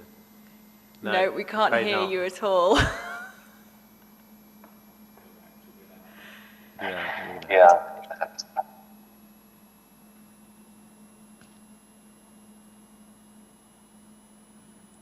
Do you want to just unplug them, Mr. Fiumancelli, and we'll soldier on. Yeah, we can't hear you at all. So Okay, well, best of intentions, wasn't it? Yeah. it was a good effort, but ooh. Sorry. Okay. Okay. Well, the next index that I wanted to turn to is the number above index. Now you touched on it earlier, but can you just give us a brief explanation of what the number above index is and how it operates? The number above index uses the LMAX, the maximum noise level of the aircraft movement, and it tells you how many times that LMAX value will go above a particular threshold. And in this case, a threshold of 70 LMAX has been used during the day, and that's broadly equivalent to the onset of speech interference inside, say, someone's home, the window's partially open. You allow about 15 decibels noise reduction between outside to inside for a building with a window partially open. So 70 outside is equivalent to about 55 inside, and that's when you start to get speech interference, start to become intrusive and cause problems with communication. For night time, the number above value is LMAX value is 60, and again that's equivalent. That's an external value. It's equivalent to an internal value of 45, which, as I said previously, is what the World Health Organization recommends in bedrooms at night is not exceeded more than 10 to 15 times. So there are the number of above. It's the number of times the level is above an LMAX threshold of either 70 during the day or 60 at night. All right. Now, just so that we're clear, I think if we turn to Mr. Williams's proof, actually to his rebuttal proof, sorry, his page 7 of his rebuttal proof, we've got table 2, which is the summary of N60 dwelling exposure. So that's the number above 60 dB in the table at night. And just want to draw attention to something. The heading of the table indicates that Mr. Williams has used the slow LAS max measure. Yes. So when you were doing your comparison to 45 dB from the WHO, you explained earlier that was a fast measure. Yep. So to what extent do we need to bear that in mind when we're thinking about the relationship between the N60 index as used by Mr. Williams and comparisons with the WHO guidelines allowing for a partially open window? There's a 3 decibel difference roughly between the slow and fast. So where it says N60 in the LAS max in the heading of the table, to convert that to the fast measure, that would actually be 63. So these numbers actually represent an internal value of 48 LMAX fast, which is 3 decibels higher than the guideline value of 45 that the World Health Organization recommends, no more than 10 to 15 times a night. So whilst I couldn't tell you exactly what the number would be, it would be fewer than 10 times a night. You would be expect you would expect people to tolerate 48. Because the higher the number, the fewer the number of times that you can tolerate it. So what this table does, it actually underestimates the number of times and the number of people who will experience an LMAX fast of 45 decibels in their bedrooms at night with the windows partially open. So, you know, a warm spring summer week night. Thank you. Now, in terms of the use of the number above metric, how does the SONA 2021 document assist the inquiry? Are you able to just summarise what you draw from it in relation to the correlation of the number above metric with impacts upon human beings? The sonar study looked at several different noise metrics and how they related to the community response to noise, and they assessed what's called the coefficient. What was it called? Sorry, I thought my name escapes me. They assessed how well the different metrics correlated to the using the R squared. They use the R squared coefficient. Yeah. Use the R squared factor. Yeah. What Sonar 14 and again in Sonar 21 says is that all the metrics that they tested, including number above, have adequate correlation. It also goes on to say that LAQ had the best correlation, but it doesn't say by a long way that the number above metric is not appropriate. In actual fact, it says it is adequate. The advantage of using both LEQ and number above, giving them both equal weight, is they cover each other's disadvantages. You know, the relative insensitivity of the LEQ is covered by the number above metric, being able to articulate what, you know, in real terms, what is that difference? What are the number differences? There are disadvantages to the number of above metric, which Mr. Williamson points out in his proof. They are covered by the LAQ. It's a combined, you know, the whole is greater than the sum of the parts. Together, you cover all the things you need to cover when assessing the impact of a noise that consists of repeated, discrete individual events, aircraft movements. Okay, thank you. Now, you in your evidence, in your proof, you look at some of the aspects of perception of successive sounds. So the sorts of events that we were just discussing in relation to number above. If we turn to page 93 of your proof, please.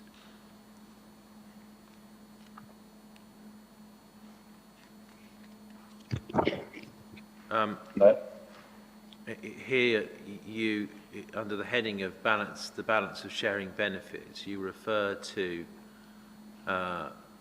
the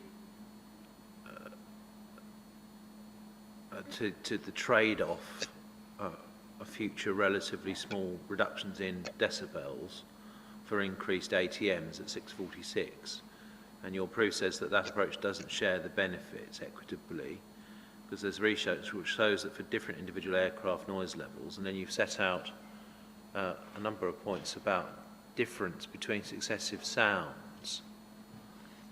Can you just please explain the thrust of the point that you're making there and why it's important? The thrust of the point that I'm making is if aircraft are only, you know, marginally less noisy in future, if they're 2 to 3, 4, even 5 decibels less noisy in future, and you as the reasoning to be able to say, okay, you can have twice as many or 166% more aircraft, because the overall LEQ will not change or will only go up by a very small amount, That's a problem because you're going to have many more aircraft, and people will not actually generally notice that they are less noisy. It's just an increase in noisy events. Right, thank you. Now, last of all, in your evidence, you made a number of points regarding the nature of the assessment of awakenings in the environmental statement and the environmental statement addendum. And Mr. Williams has responded to the concerns you raised in his rebuttal evidence, I think pages 9 to 10. Let's just have a look at those. And here, Mr. Williams identifies at 4.1.1 that you explained in your proof that the omission of an assessment of additional awakenings due to the development wasn't in line with good practice. And he says that he agrees that an assessment of awakenings is required, and in the interest of transparency, he's carried out such an assessment. We can see that at 4.1.2. So he used the probability of awakening from the paper by Basner from 2018, and we've got a lovely formula there. And he made a number of assumptions regarding the reduction in sound level from outside to inside of 15 dB with windows open. With windows closed, he's assumed a 25 dB reduction, and he's assumed windows are open at night for 25% of the flights. Now, what do you say about that last assumption? I really don't see the value of calculating an annual average level of noise insulation based upon the proportion of time that the windows are open or closed. We're looking at the effect of an individual aircraft movements. We're looking at the effect of the Lmax of an individual aircraft movement on the probability of causing somebody to awaken, effectively, to move to sleep stage 1, which is the wake phase of sleep. It was done by the World Health Organization for the night noise guidelines, but they were looking at annual average 8-hour noise levels at night, averaged over a year. It just seems a little, to me, as if, well, why don't we? What we need to do is look at what will be the probability of awakening when the windows are closed, and what's the probability of awakening when the windows are shut, rather than some, to be frank, fictional or hypothetical, sorry, not fictional, situation where there's some hybrid between the windows being open or closed. It's one or the other, isn't it, in the real world? So I have an issue with that. Yes, it's helpful that they've now done an additional awakenings assessment, and that is helpful, and further information that's come forward that's useful. Going through the whole process, whilst it comes to a slightly different, to a different absolute value of the additional awakenings, it basically shows there will be additional awakenings. The method of calculating the additional awakenings is takes into account the normal sort of awakenings that we have at night. We go through a sleep cycle at night, and we will, within that process, have a number of awakenings. So the point that he makes towards the end of this section about there being spontaneous awakenings, and there are 25 such a night, those are the normal elements of sleep. There is a school of thought that says if we didn't have them, we'd never wake up. But you know, what this analysis does, and my analysis did, it similarly will show that by having more aircraft movements at night, even a small number, there is an increase in the probability of awakening. This research shows that actually the number of times that there is a noise event like an aircraft movement has a bigger effect on the probability of awakening than actually how loud that event is. When you do the mathematics, quite small changes, the addition of 1 or 2 flights, for example, at night, can produce a detectable effect in increasing the probability of awakening. All right, thank you. Now, let's move on then from looking at those various aspects to the position of the parties in relation to the identification of Lowell and Seoul. Now, let's just clarify for the inspector the position of Mr. Williams. Can you just explain that the values that Mr. Williams has adopted, actually we can see them I think on page 46 of his proof.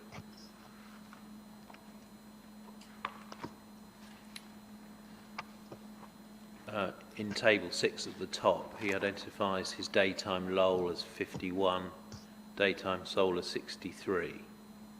You see that? Yes. Now, what's your position as to the use of those values for the LAQ 16-hour daytime Lowell and Seoul? I'm broadly in agreement. I think that they are for that particular metric for the daytime. Okay, thank you. would. And then if we turn on to page 49 of Mr. Williams's proof, we can see in table 9 the nighttime Lowell and Seoul for the LAQ 8-hour index. Yes. That he's adopted, a nighttime Lowell of 45 and a nighttime Seoul of 55. Now, just in that regard, starting with Lowell, I think we need to have a look at CD 1044, which I think is it's the night noise guidelines from the WHO. And hopefully people can access that through the inquiry library. And the page that I want to take you to, Mr. Fumicelli, is in the executive summary at the start of the document, which has a number of pages with Latin page numbers. I'm trying to take you to page 16, XVI, for those who, like me, are not very good at Latin page numbers. Do we know the PDF page? I'm just looking for it now. I think it's 18 on the PDF. Yes, thank you. Typically, I've written down the Latin and not the Arabic. My Latin teacher would be so horrified at my inability to even do that these days. Here we see on this page, in the executive summary, the recommendations for health protection. And we can see at the bottom paragraph of this page, the WHO says, therefore, 50 dB L night outside is equivalent to the lowest observed adverse effect level, Lowell, for night noise. So just explain how that relates to the LAQ 8-hour. How does that L night outside relate to what Mr. Williams has done? It's broadly the same. The L night is a metric that was introduced under the European Noise Directive, and different member states of the EU, and including us when we were members, and continuing because the way we transitioned, having left, different member states could define L night as any 8-hour period between 10 at night and 8 in the morning, I think, or it could be 7 in the morning. The UK, as for many, many years, decades, we've defined the night period as being from everything other than airports. We've defined it as being from 11 at night till 7 o'clock the following morning, an 8-hour period. And under the regulations that transpose the European Noise Directive into the UK, we define L night as the annual averaged LEQ noise level between 11 at night and 7 o'clock the following morning. So all intents and purposes, they are the same thing. Okay. In this case. So bearing that in mind, Mr. Williams has adopted 45 dB LEQ 8 hour. We've got the WHO as Lowell, and the WHO are saying that 40 is Lowell. So how consistent is Mr. Williams's position with the WHO guidelines? It's not consistent with WHO guidelines. Right. There's clearly a difference of around 5 decibels. Okay. Thank you. Now, in terms of a nighttime soul, Mr. Williams, as we saw from his page 49, adopts 55 dB LAQ 8 hour at night. What's your view about using that figure? I can understand where it's come from, and the World Health Organization do have what they call an interim value at night of 55 dB, but that's in relation to the cardiovascular effects. It doesn't really consider impacts on sleep in that sense. Yet noise at night can have has an effect on cardiovascular health. It can cause heart attacks. If you were to look at this from a sleep disturbance perspective, which is what I've done, rather than just on that quite severe health impact of cardiovascular effects, I think in these circumstances a lower value for soul is justified, and I would use 50. And I've laid out in my proof my rationale for that, which is broadly that a lot of the locality that's affected by aircraft noise here has relatively low ambient and background noise levels, it being rural in nature. And there are various sources that show that the difference between in relatively low background noise levels at locations, the difference between the background noise level and the noise level of your source of interest, aircraft noise in this case, is important in sleep disturbance terms.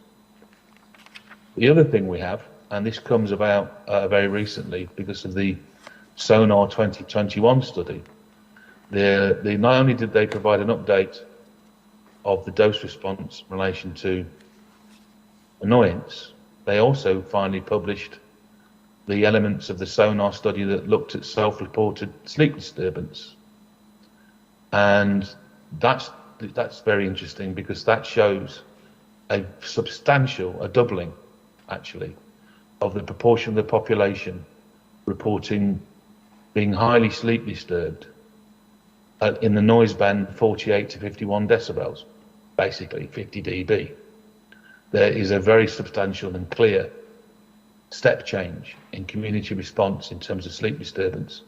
And I think that, again, that also supports the use of a lower soul level at night of 50. All right, thank you very much indeed. Right, now there are two uncertainties that you address in your proof. The first of those is a section that begins on page 108 relating to assumed aircraft noise performance. And you refer to new aircraft coming forward, in particular the A320neo, 321neo and the 738 MAX aircraft. And you explain that the noise data for the A320neo and 321neo used to model the noise emissions was validated, but the data for 738 MAX was not. Can you just explain the implications of what you're saying in this section, please? Yes, in building the noise model, what Mr. Williams has done is he's looked at the noise model is something called the Aviation Environmental Design Tool. It's produced by the Federal Aviation Authority in the States. It's the latest iteration of a noise model that's been around for many decades and has been used in many circumstances.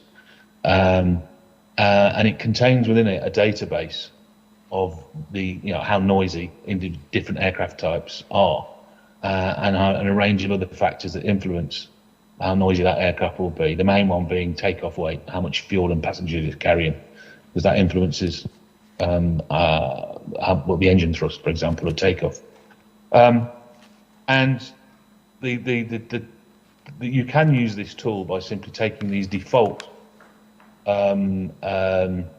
values for how noisy an aircraft type is and plugging them into your model with how many aircraft and where they're flying, and it will give you an estimate of what the noise level is and produce noise contours.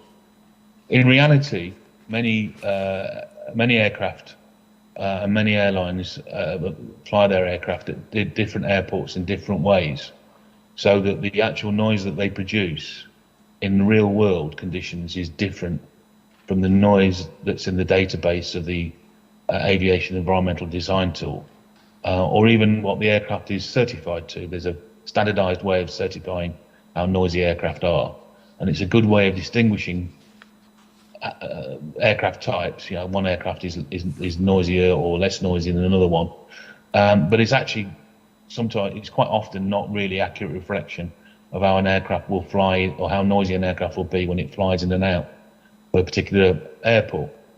So they've actually got data of real world measurements of the neo types of the A320, A321, and they were able to correct the assumptions in their model to reflect real world data. The Boeing 737, that information is really rather it's not available. There's been real problems with that type of aircraft. It was the type of aircraft that was grounded for a long period of time because of problems with software causing it to fall out of the sky. So they've done the best they can, but the data they've used for that particular model isn't validated in relation to Bristol Airport in particular. So it's the kind of best estimate rather than a validated noise value that reflects the reality of the noise that aircraft makes at Bristol Airport. Okay, thank you. Now, just so that we can get a feel for how important that point is, on page 111 of your proof, you've got a summary by aircraft of the number of ATMs flown by various aircraft, and we can see that the Boeing 737 MAX 8 is in the sort of second chunk of aircraft that you examine, and the York Aviation Fleet Mix has 14,360 ATMs by that aircraft. Yes, it's 16. Yes, it's a substantial proportion of the overall fleet mix. Okay, thank you. Now, so that's the first uncertainty. The second uncertainty is about the fleet mix itself. Now, I asked Mr. Brass a question about fleet mixes for the future and whether or not it's possible to identify, noisier fleet mixes for 2030 and quieter fleet mixes for 2030, and he said yes, it was, in answer to a question to me. You addressed issues relating to fleet mix from page 110 through to 113, and you've looked at the Jacobs fleet mix, which has now been altered in the presentation to this inquiry following an exchange of points between York Aviation and Jacobs. But the conclusion you come to is, I think, in your paragraph 6/100, that goes from page 112 to 113. You say that you haven't obviously got their the same model that York Aviation have used, and you've done an analysis yourself. And you explained that the fleet mix originally put forward by Jacobs, overall the predicted LAQ noise levels could be around about 3 decibels higher. And you say in which case the noise contours would be about 50% bigger, and more noise sensitive locations and a greater number of people would be likely to be adversely and significantly adversely affected than presented in the ES or the ESA. Now, that was the position then. The inspectors have asked to be updated as to the position in the light of the fleet mix that we've got set out in inquiry document 18. And hopefully you can access that document from where you are if you haven't got it in front of you already. I just want to take you to it. I've got to get it myself. I can't see from that far away, Mr. Humphreys, I'm afraid, even with my glasses on.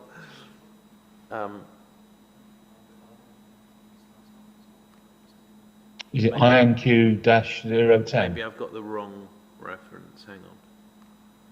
It wouldn't be the first time. It won't be the last.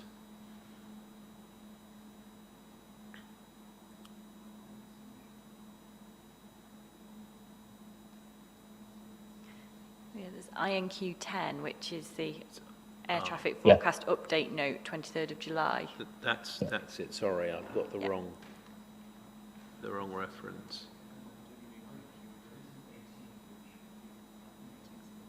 Sorry, I can't hear you, Mr. Humphreys. Ah.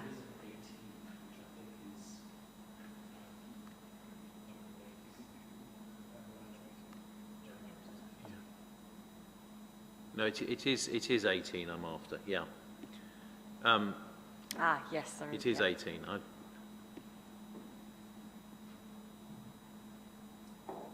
And I think in that document we need to go to table 3, which is the very last page. The heading table 3's got slightly orphaned from that last page. It was the last page of the document, Mr.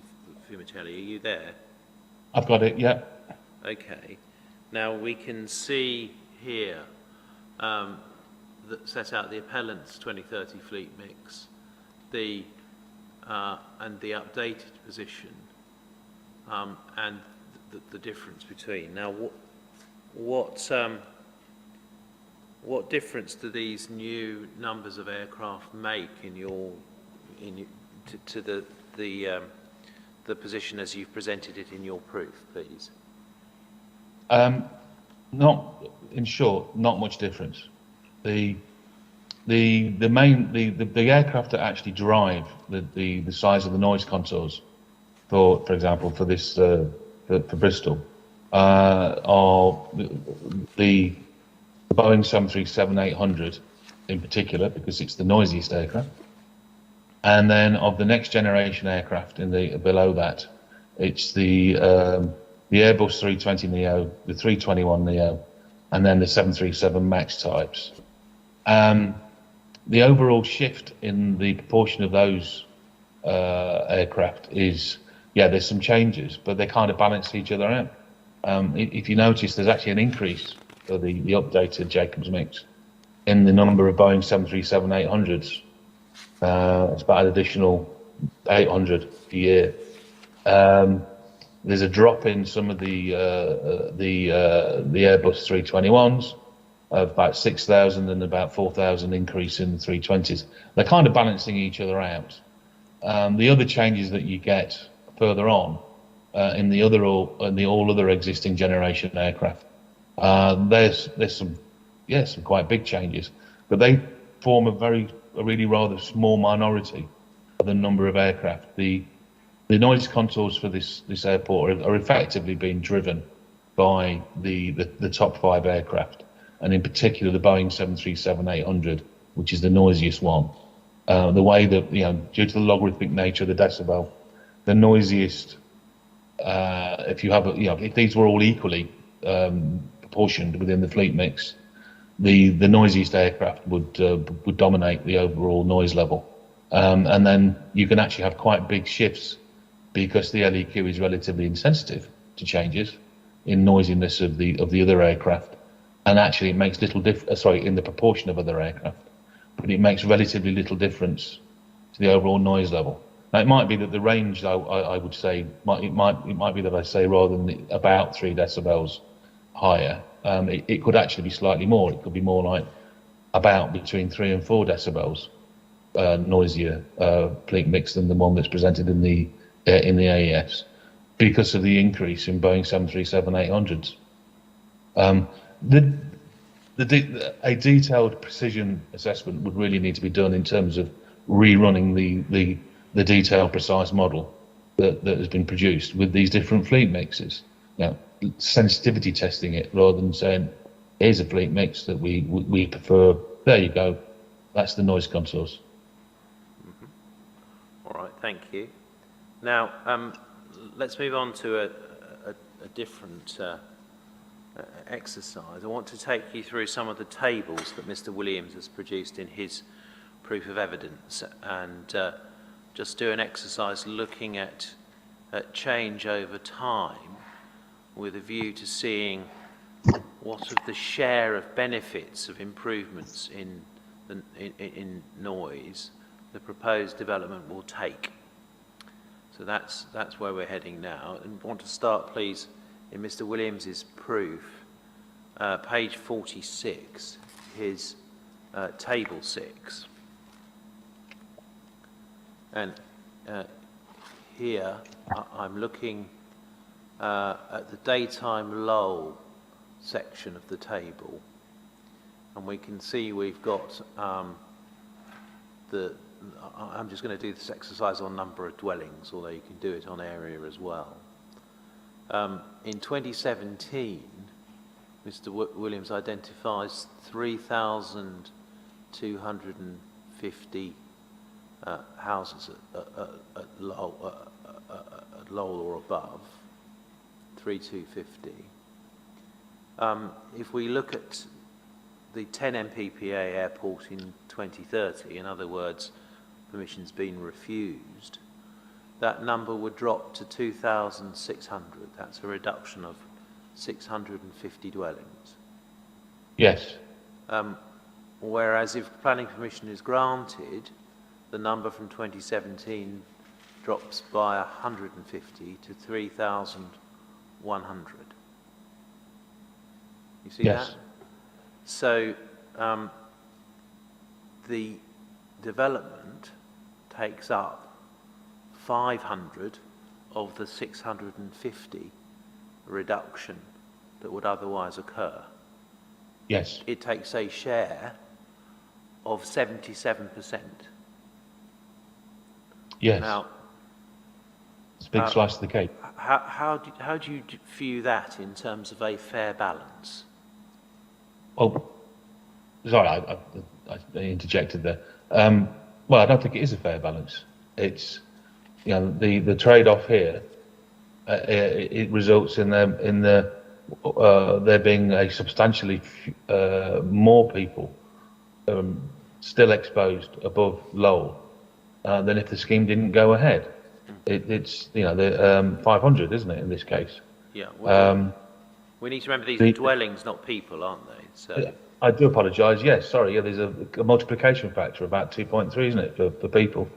This is dwellings exposed at Lowell or above. So, yes, that doesn't strike me as being an equitable share. Yeah, it's arguably it's a sharing, but it's not. There's very little, nothing equal about it, is there? Okay, let's turn the page to page 48, please. Table 8 next. Here we're looking at the change in population highly annoyed. And at 2017, Mr. Williams says 750 people. But for a 10 MPPA 2030 airport, the bottom row, we see that drops by 150 to 600. Yeah. Whereas if permission is granted, and we're at a 12 MPPA airport at 2030, it drops by 50 to 700. So of the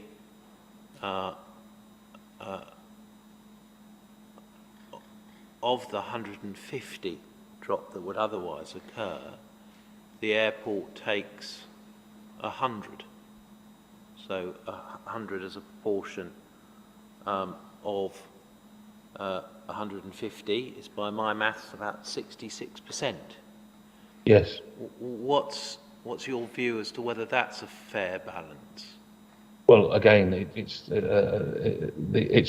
weighted, I think, unduly in favour of the airport. The degree of people who would not have been highly annoyed is, if they've been a natural progression, so to speak, without this scheme going ahead, is reduced. Okay. So let's move on and look at table 9. Here we're looking at the nighttime picture. Again, this is just using Mr. Williams's numbers. And if we start, please, looking at again the nighttime lull number of dwellings, we've got 3,750 in 2017, and in 10 MPPA 2030 that drops by 350 to 3,400. But the 3,750 from 2017 changes to 4,000 with the development. In other words, there is an increase of 250 dwellings above the lull at night if planning permission is granted for the proposed development, according to Mr. Williams.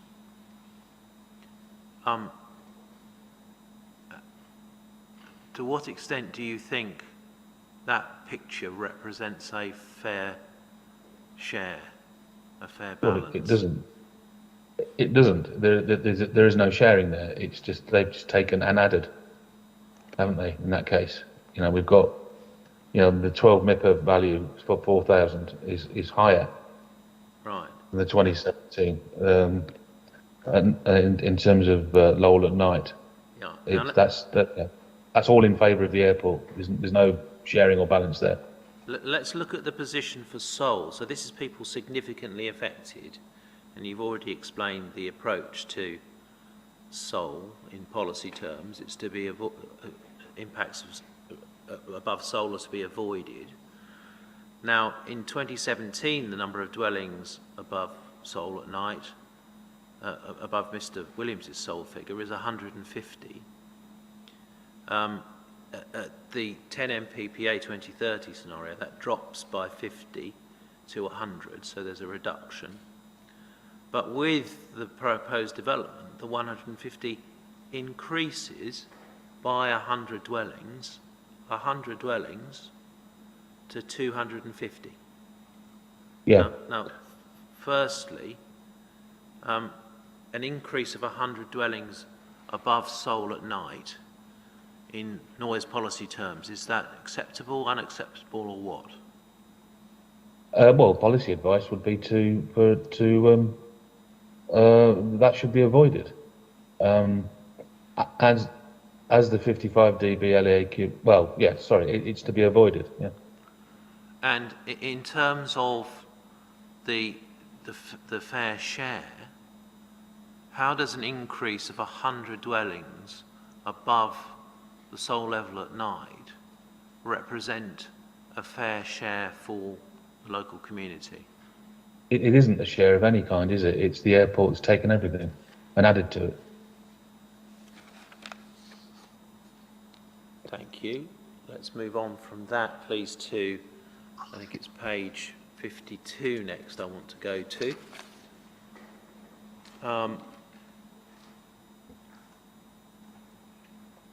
Yes, this is looking at the population which is highly sleep disturbed.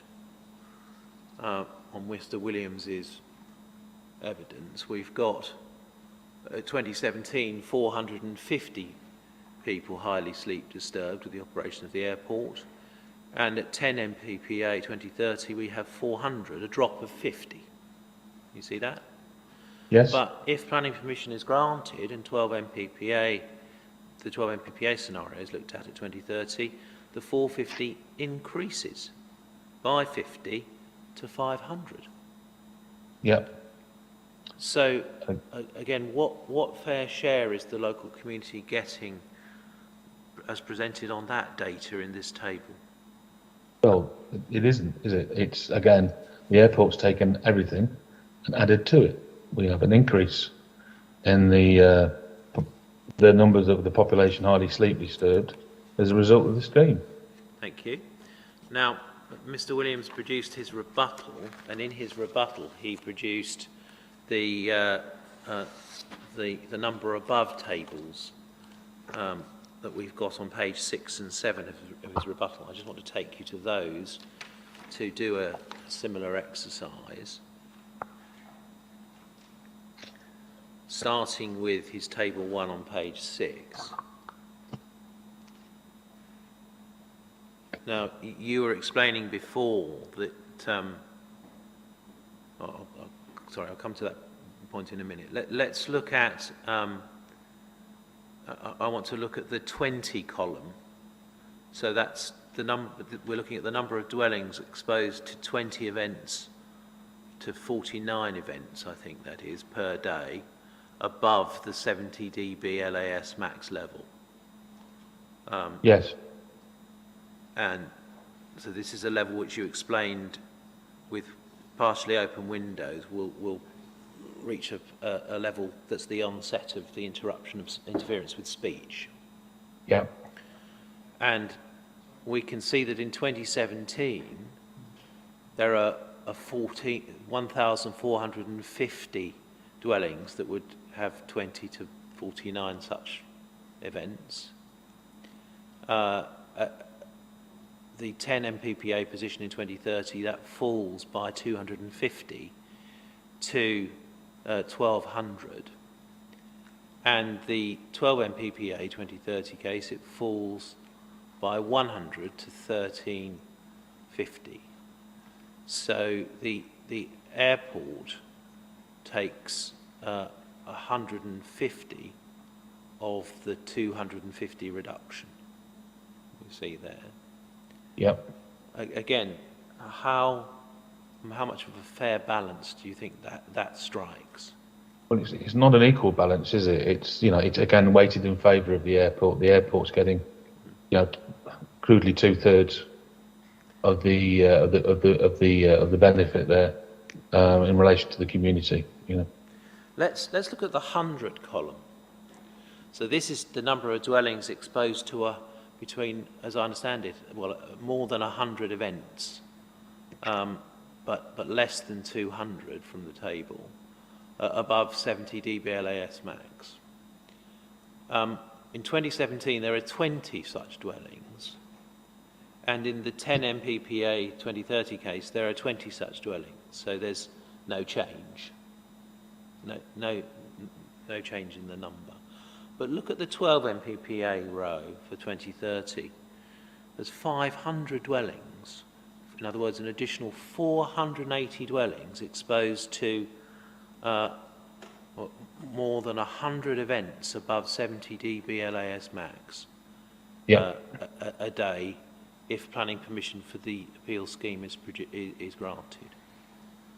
Now, again, in terms of taking the benefit of increased improvements in aircraft technology, how fair is that? What, in terms of the balance that's struck? Well, it just strikes me as very unfair. I mean, it's a very substantial increase in the number of times a day. So that's during. The number of people who will be exposed to 70 decibels or more LAX max per day. Okay. Now let's look let's look at the position at night on table 2 on the next page, on top of page 7. Now, here I'm going to focus on the 20 column again. Just remind me, when we're looking at LA max at night, what were the number of events that the WHO was interested in relation to its 45 dB criterion? No more than 10 to 15 a night. Right. So here we're looking at 20 events per night. So we're above the 10 to 15 threshold in the WHO guidelines. In 2017, we've got 90 houses experiencing that number of events above 60 dB LAS max. And that increases in the 10 MPPA 2030 case to 100. So that's an increase of 10. But look at what happens with the 12 MPPA case at 2030 on Mr. Williams's own evidence. 3,150 houses exposed to 20 events or 20 to 49 events a night above 60 dB LAS max. That's an increase on 2017 of 3,060 dwellings. Yes. Now, how does that strike you as a fair balance? It isn't. I mean, it's a gross imbalance on those numbers. And with those sorts of numbers, that sort of level of impact, what kind of experience are the people living in those 3,060 dwellings going to have at night, trying to get to sleep and trying to stay asleep?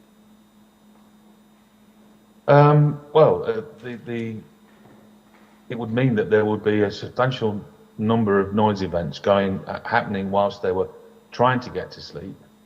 It would delay the onset of sleep. It would extend the period of time that they would be in the lighter phases of sleep and reduce the periods of time that they were in the deep sleep phases, which are the main restorative, where you get the main restorative benefits. And it's likely to cause them to awaken them prematurely in the early hours of the morning. What prospect is there of any people in those dwellings, that 3,060 set of dwellings,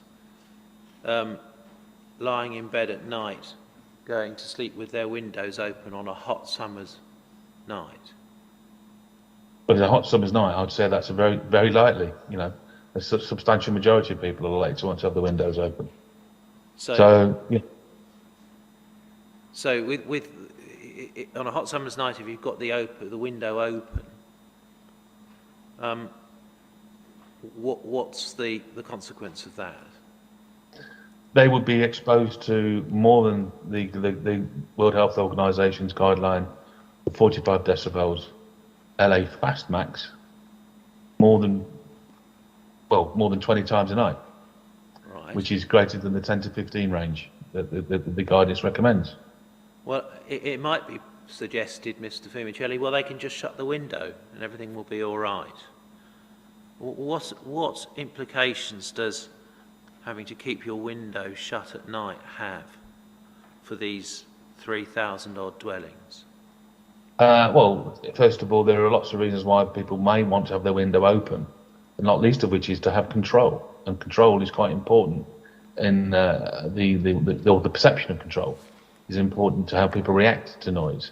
But on a more prosaically, I think the issue is that by having to close your window, you are curtailing natural means of ventilation and control of overheating. And that's important for sleep quality. Ventilation is important for health in general. Control of overheating is important at night sleep. We sleep better in cooler conditions than in warm. So it's got potential to significantly exacerbate.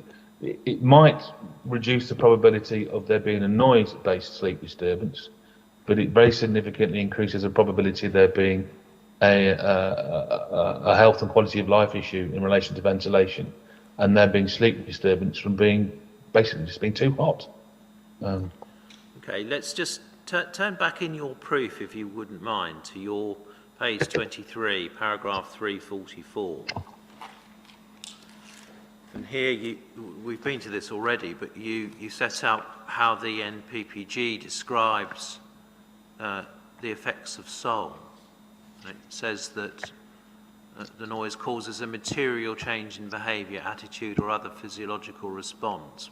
For example, avoiding certain activities during periods of intrusion, or where there's no alternative for ventilation, having to keep windows closed most of the time because of the noise, and for potential for sleep disturbance resulting in getting to sleep, premature awakening and the like. In the light of what we've just seen in the number above table in Mr. Williams's rebuttal, and the numbers of houses, the 3,000 and odd dwellings that we saw increased if planning permission is granted, how does that data sit with this description of what is an effect on soul? Well, it suggests that there is that is a soul value, that there is a very strong probability that people will be having to keep windows closed most of the time, that there won't be alternative means of ventilation, and therefore it's soul. There will be some detail within that. There will be locations that already have, quite a lot of traffic passing them, but there are also going to be a lot of areas affected at these sort of levels where there isn't that kind of already established baseline, and where this will be quite a substantial effect. So I can't say every one of the 3,125 will have this problem, but I would be confident that a substantial proportion would. Right, thank you. Right, I think that's all I wanted to do in terms of the tables. So, Mr. Taylor, I think you're over your 2 hours. I know you've done a lot of the groundwork in terms of some of the explanations. I'm trying my best. Yeah, how long do we think? We've got ground noise to look at, and then a short discussion on conditions, and we're done. Okay. So I'm confident in about 15 minutes, Okay. maybe 20 minutes we'll be done. Right, ground noise I think is going to be hopefully short with your assistance, Mr. Fumicelli.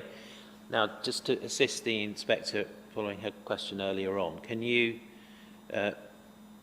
in terms of ground noise, I think one of the concerns relates to auxiliary power units. Can you just explain what an APU is and what it's used for? Auxiliary power units are typically fitted at the rear of the plane, although some can be under wing. They're effectively a small jet engine. It's a jet fuel powered turbine that generates that's linked to a generator to produce electricity, so the aircraft can be self-powered, so they can keep on the lights, they can keep on all the electronics within the aircraft control systems whilst on the ground. Many airports, and I think actually at Bristol to some extent, they will have electrical power provided effectively that the aircraft can plug into, so they don't have to run the APUs. But they are noisy. They're quite a high-powered small jet engine that's used to generate electricity, so the aircraft can keep its systems running whilst on the ground. There will be airports that don't have a sophisticated infrastructure, and they need to do that. But the problem is that they then they add to the noise load on the ground. The main engines may not be running or only just ticking over, but the APU is operating at fairly high rating to generate the power for the aircraft. Keep the drinks cold, things like that. Okay, you look at ground noise, I think at page 133 to 134 of your proof, and you identify in the AES table 620, looking at dwelling counts on the LAQ 8-hour average summer night, 10 fewer properties predicted to be exposed to noise above Lowell at night in the with scheme scenario compared to the no scheme. And you say conversely an additional property is predicted to be above Seoul. Now, just in terms of what the forecasts from ground noise are showing, are they showing the proposed development as having impacts above the low level, or what? They are for one location, but the way the location is described, it's difficult to know, is that an individual dwelling, or is it a group of dwellings, or even a small settlement? Now, in situations where noise levels associated with the development rise above or are above low, what's the appropriate policy response?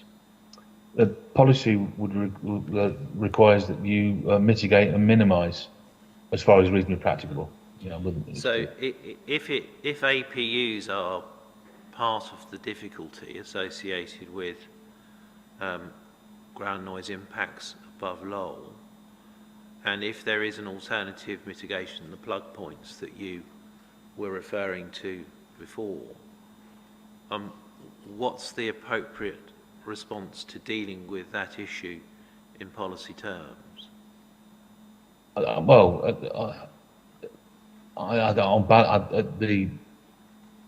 devil will be in the detail of the costings, but I think given the likely length of life that there would be a problem if this didn't happen, providing the ability to use ground power rather than the APU would be policy compliant. Okay, thank you. Now, we've just looked at a whole range of issues at all those tables, and you've expressed a view as to the extent to which on each of them, whether they represent a fair balance. Looking at all of the totality of the points that we've just made, what's your view as to whether the local community gets a fair share in the benefits of improvements in aircraft technology going forward if planning permission is granted, Mr. Fumicelli? I don't think they do. I think the actual improvements in individual aircraft getting less noisy are quite marginal, right. And therefore they're unlikely to be valued, but they may just about be noticed by some people.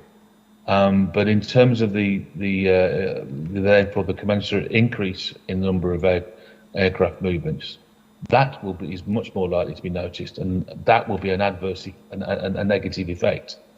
And I think, on balance, in that situation, it's not an equitable sharing of the technology. To shave a few decibels off a proportion of the aircraft that use the airport, and then offset that by an increase in air traffic movements that lead to an overall,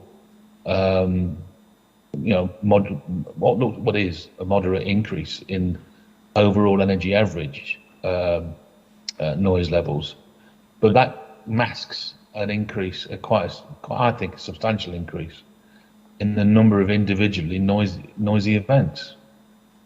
Thank you. And I don't think that. Right, we're going to just talk about conditions briefly, in other words, mitigation that might be imposed. The suggestion from BAL, as I understand it, is to utilise noise contours to identify or to use as a means of looking forward. So you have your noise contour, and you then control the mix of aircraft landing day and night to ensure that the day contour and the night contour won't be breached in the future. It's all done through modelling, and it's looking forward.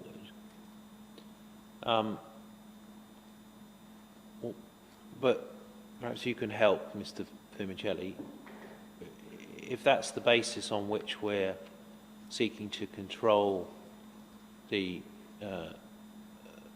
impact on people on the ground.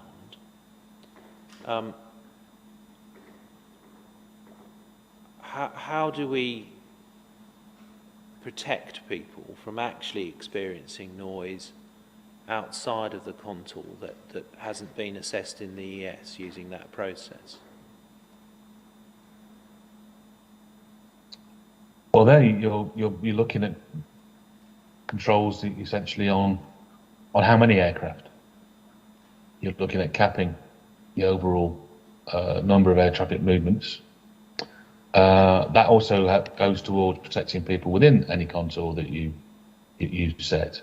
As I say, the LEQ, which is typically used to set the noise contour limit, is rather insensitive to changes in numbers of aircraft movements. Those aircraft movements are likely to be only marginally less noisy. People won't notice the difference. The overall, the mathematics may work out that the area of the contour doesn't increase, but there are more noisy air traffic movements. So there is a risk by only relying upon effectively the one metric, the LEQ, by the way of the contours, which isn't ideal. It doesn't cover off all, and as the APF says, doesn't reflect how noise is perceived and impacts on the ground. That there is, in many respects, the balance in that situation is wholly in favour of the airport. The airport is able to move number of air traffic movements around, play with the physics of the LEQ, and then say, well, look, but the noise contour has not increased beyond whatever threshold is set, but there are an increase of impacts. All right, thank you. Now, in terms of the size of the contour that's sought in the condition proposed by Bristol Airport Limited at the moment, how does that sit against the contour which has been identified for impact assessment purposes in the environmental statement and the environmental statement addendum? It doesn't. At the moment, the airport are asking for a value. I think, from memory, it was 11.5 kilometres squared. What has been assessed within the ES, and the ES is less than that. I think it's 10.5 and 10.3. I can't remember the exact numbers. Wow. It's a small differential, but there is a differential. And the argument, as I understand it, for asking for the condition to have a bigger area than has been assessed in the ES is to allow for uncertainties in particular the fleet mix and the forecasting of the aircraft.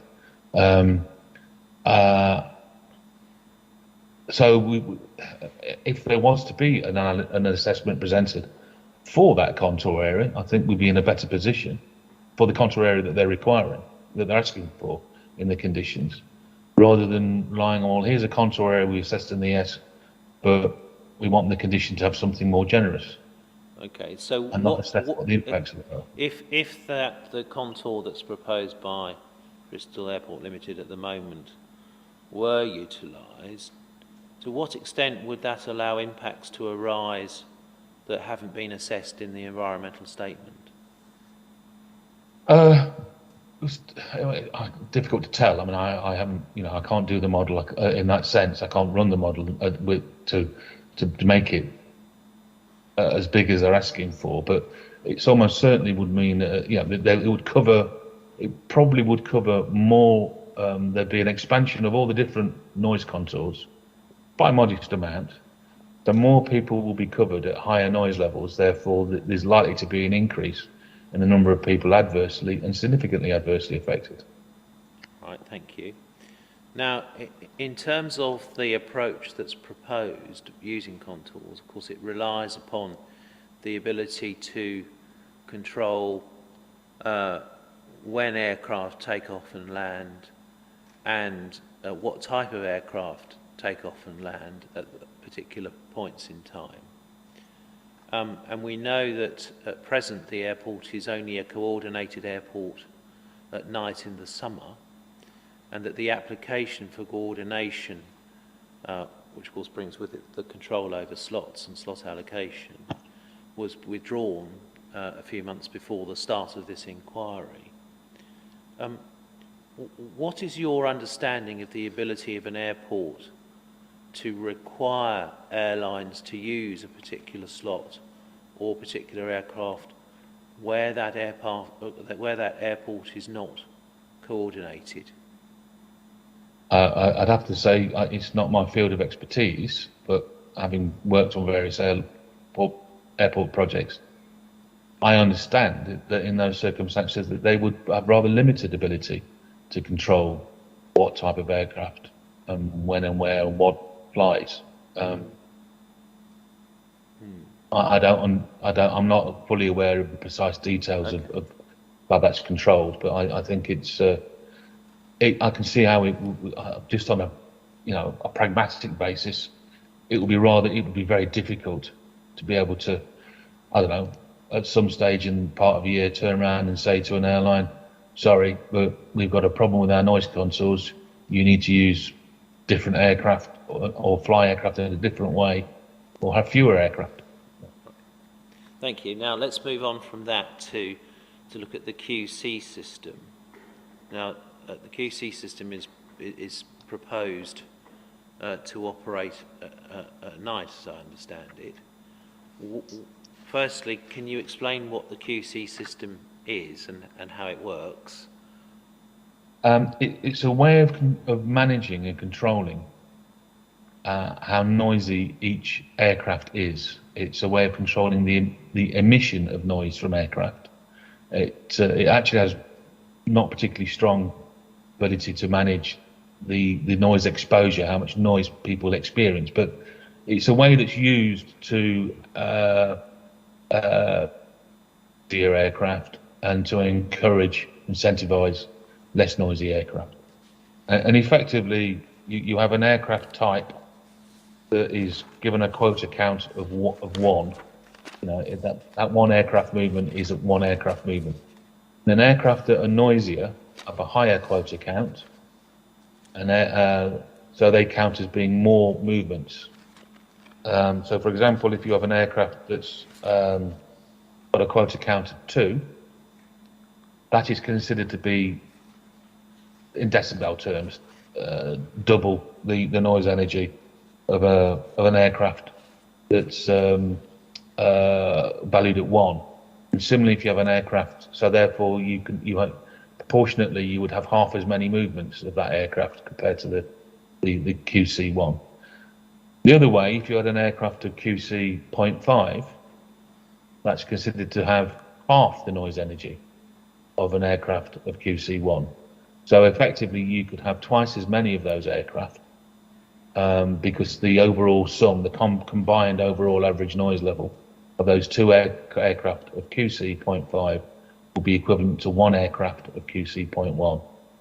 So it's a way of categorizing aircraft so that you can then have an overall, so each aircraft is given a QC value, which is dictated by its noise certification value, the standardized way comparing different aircraft.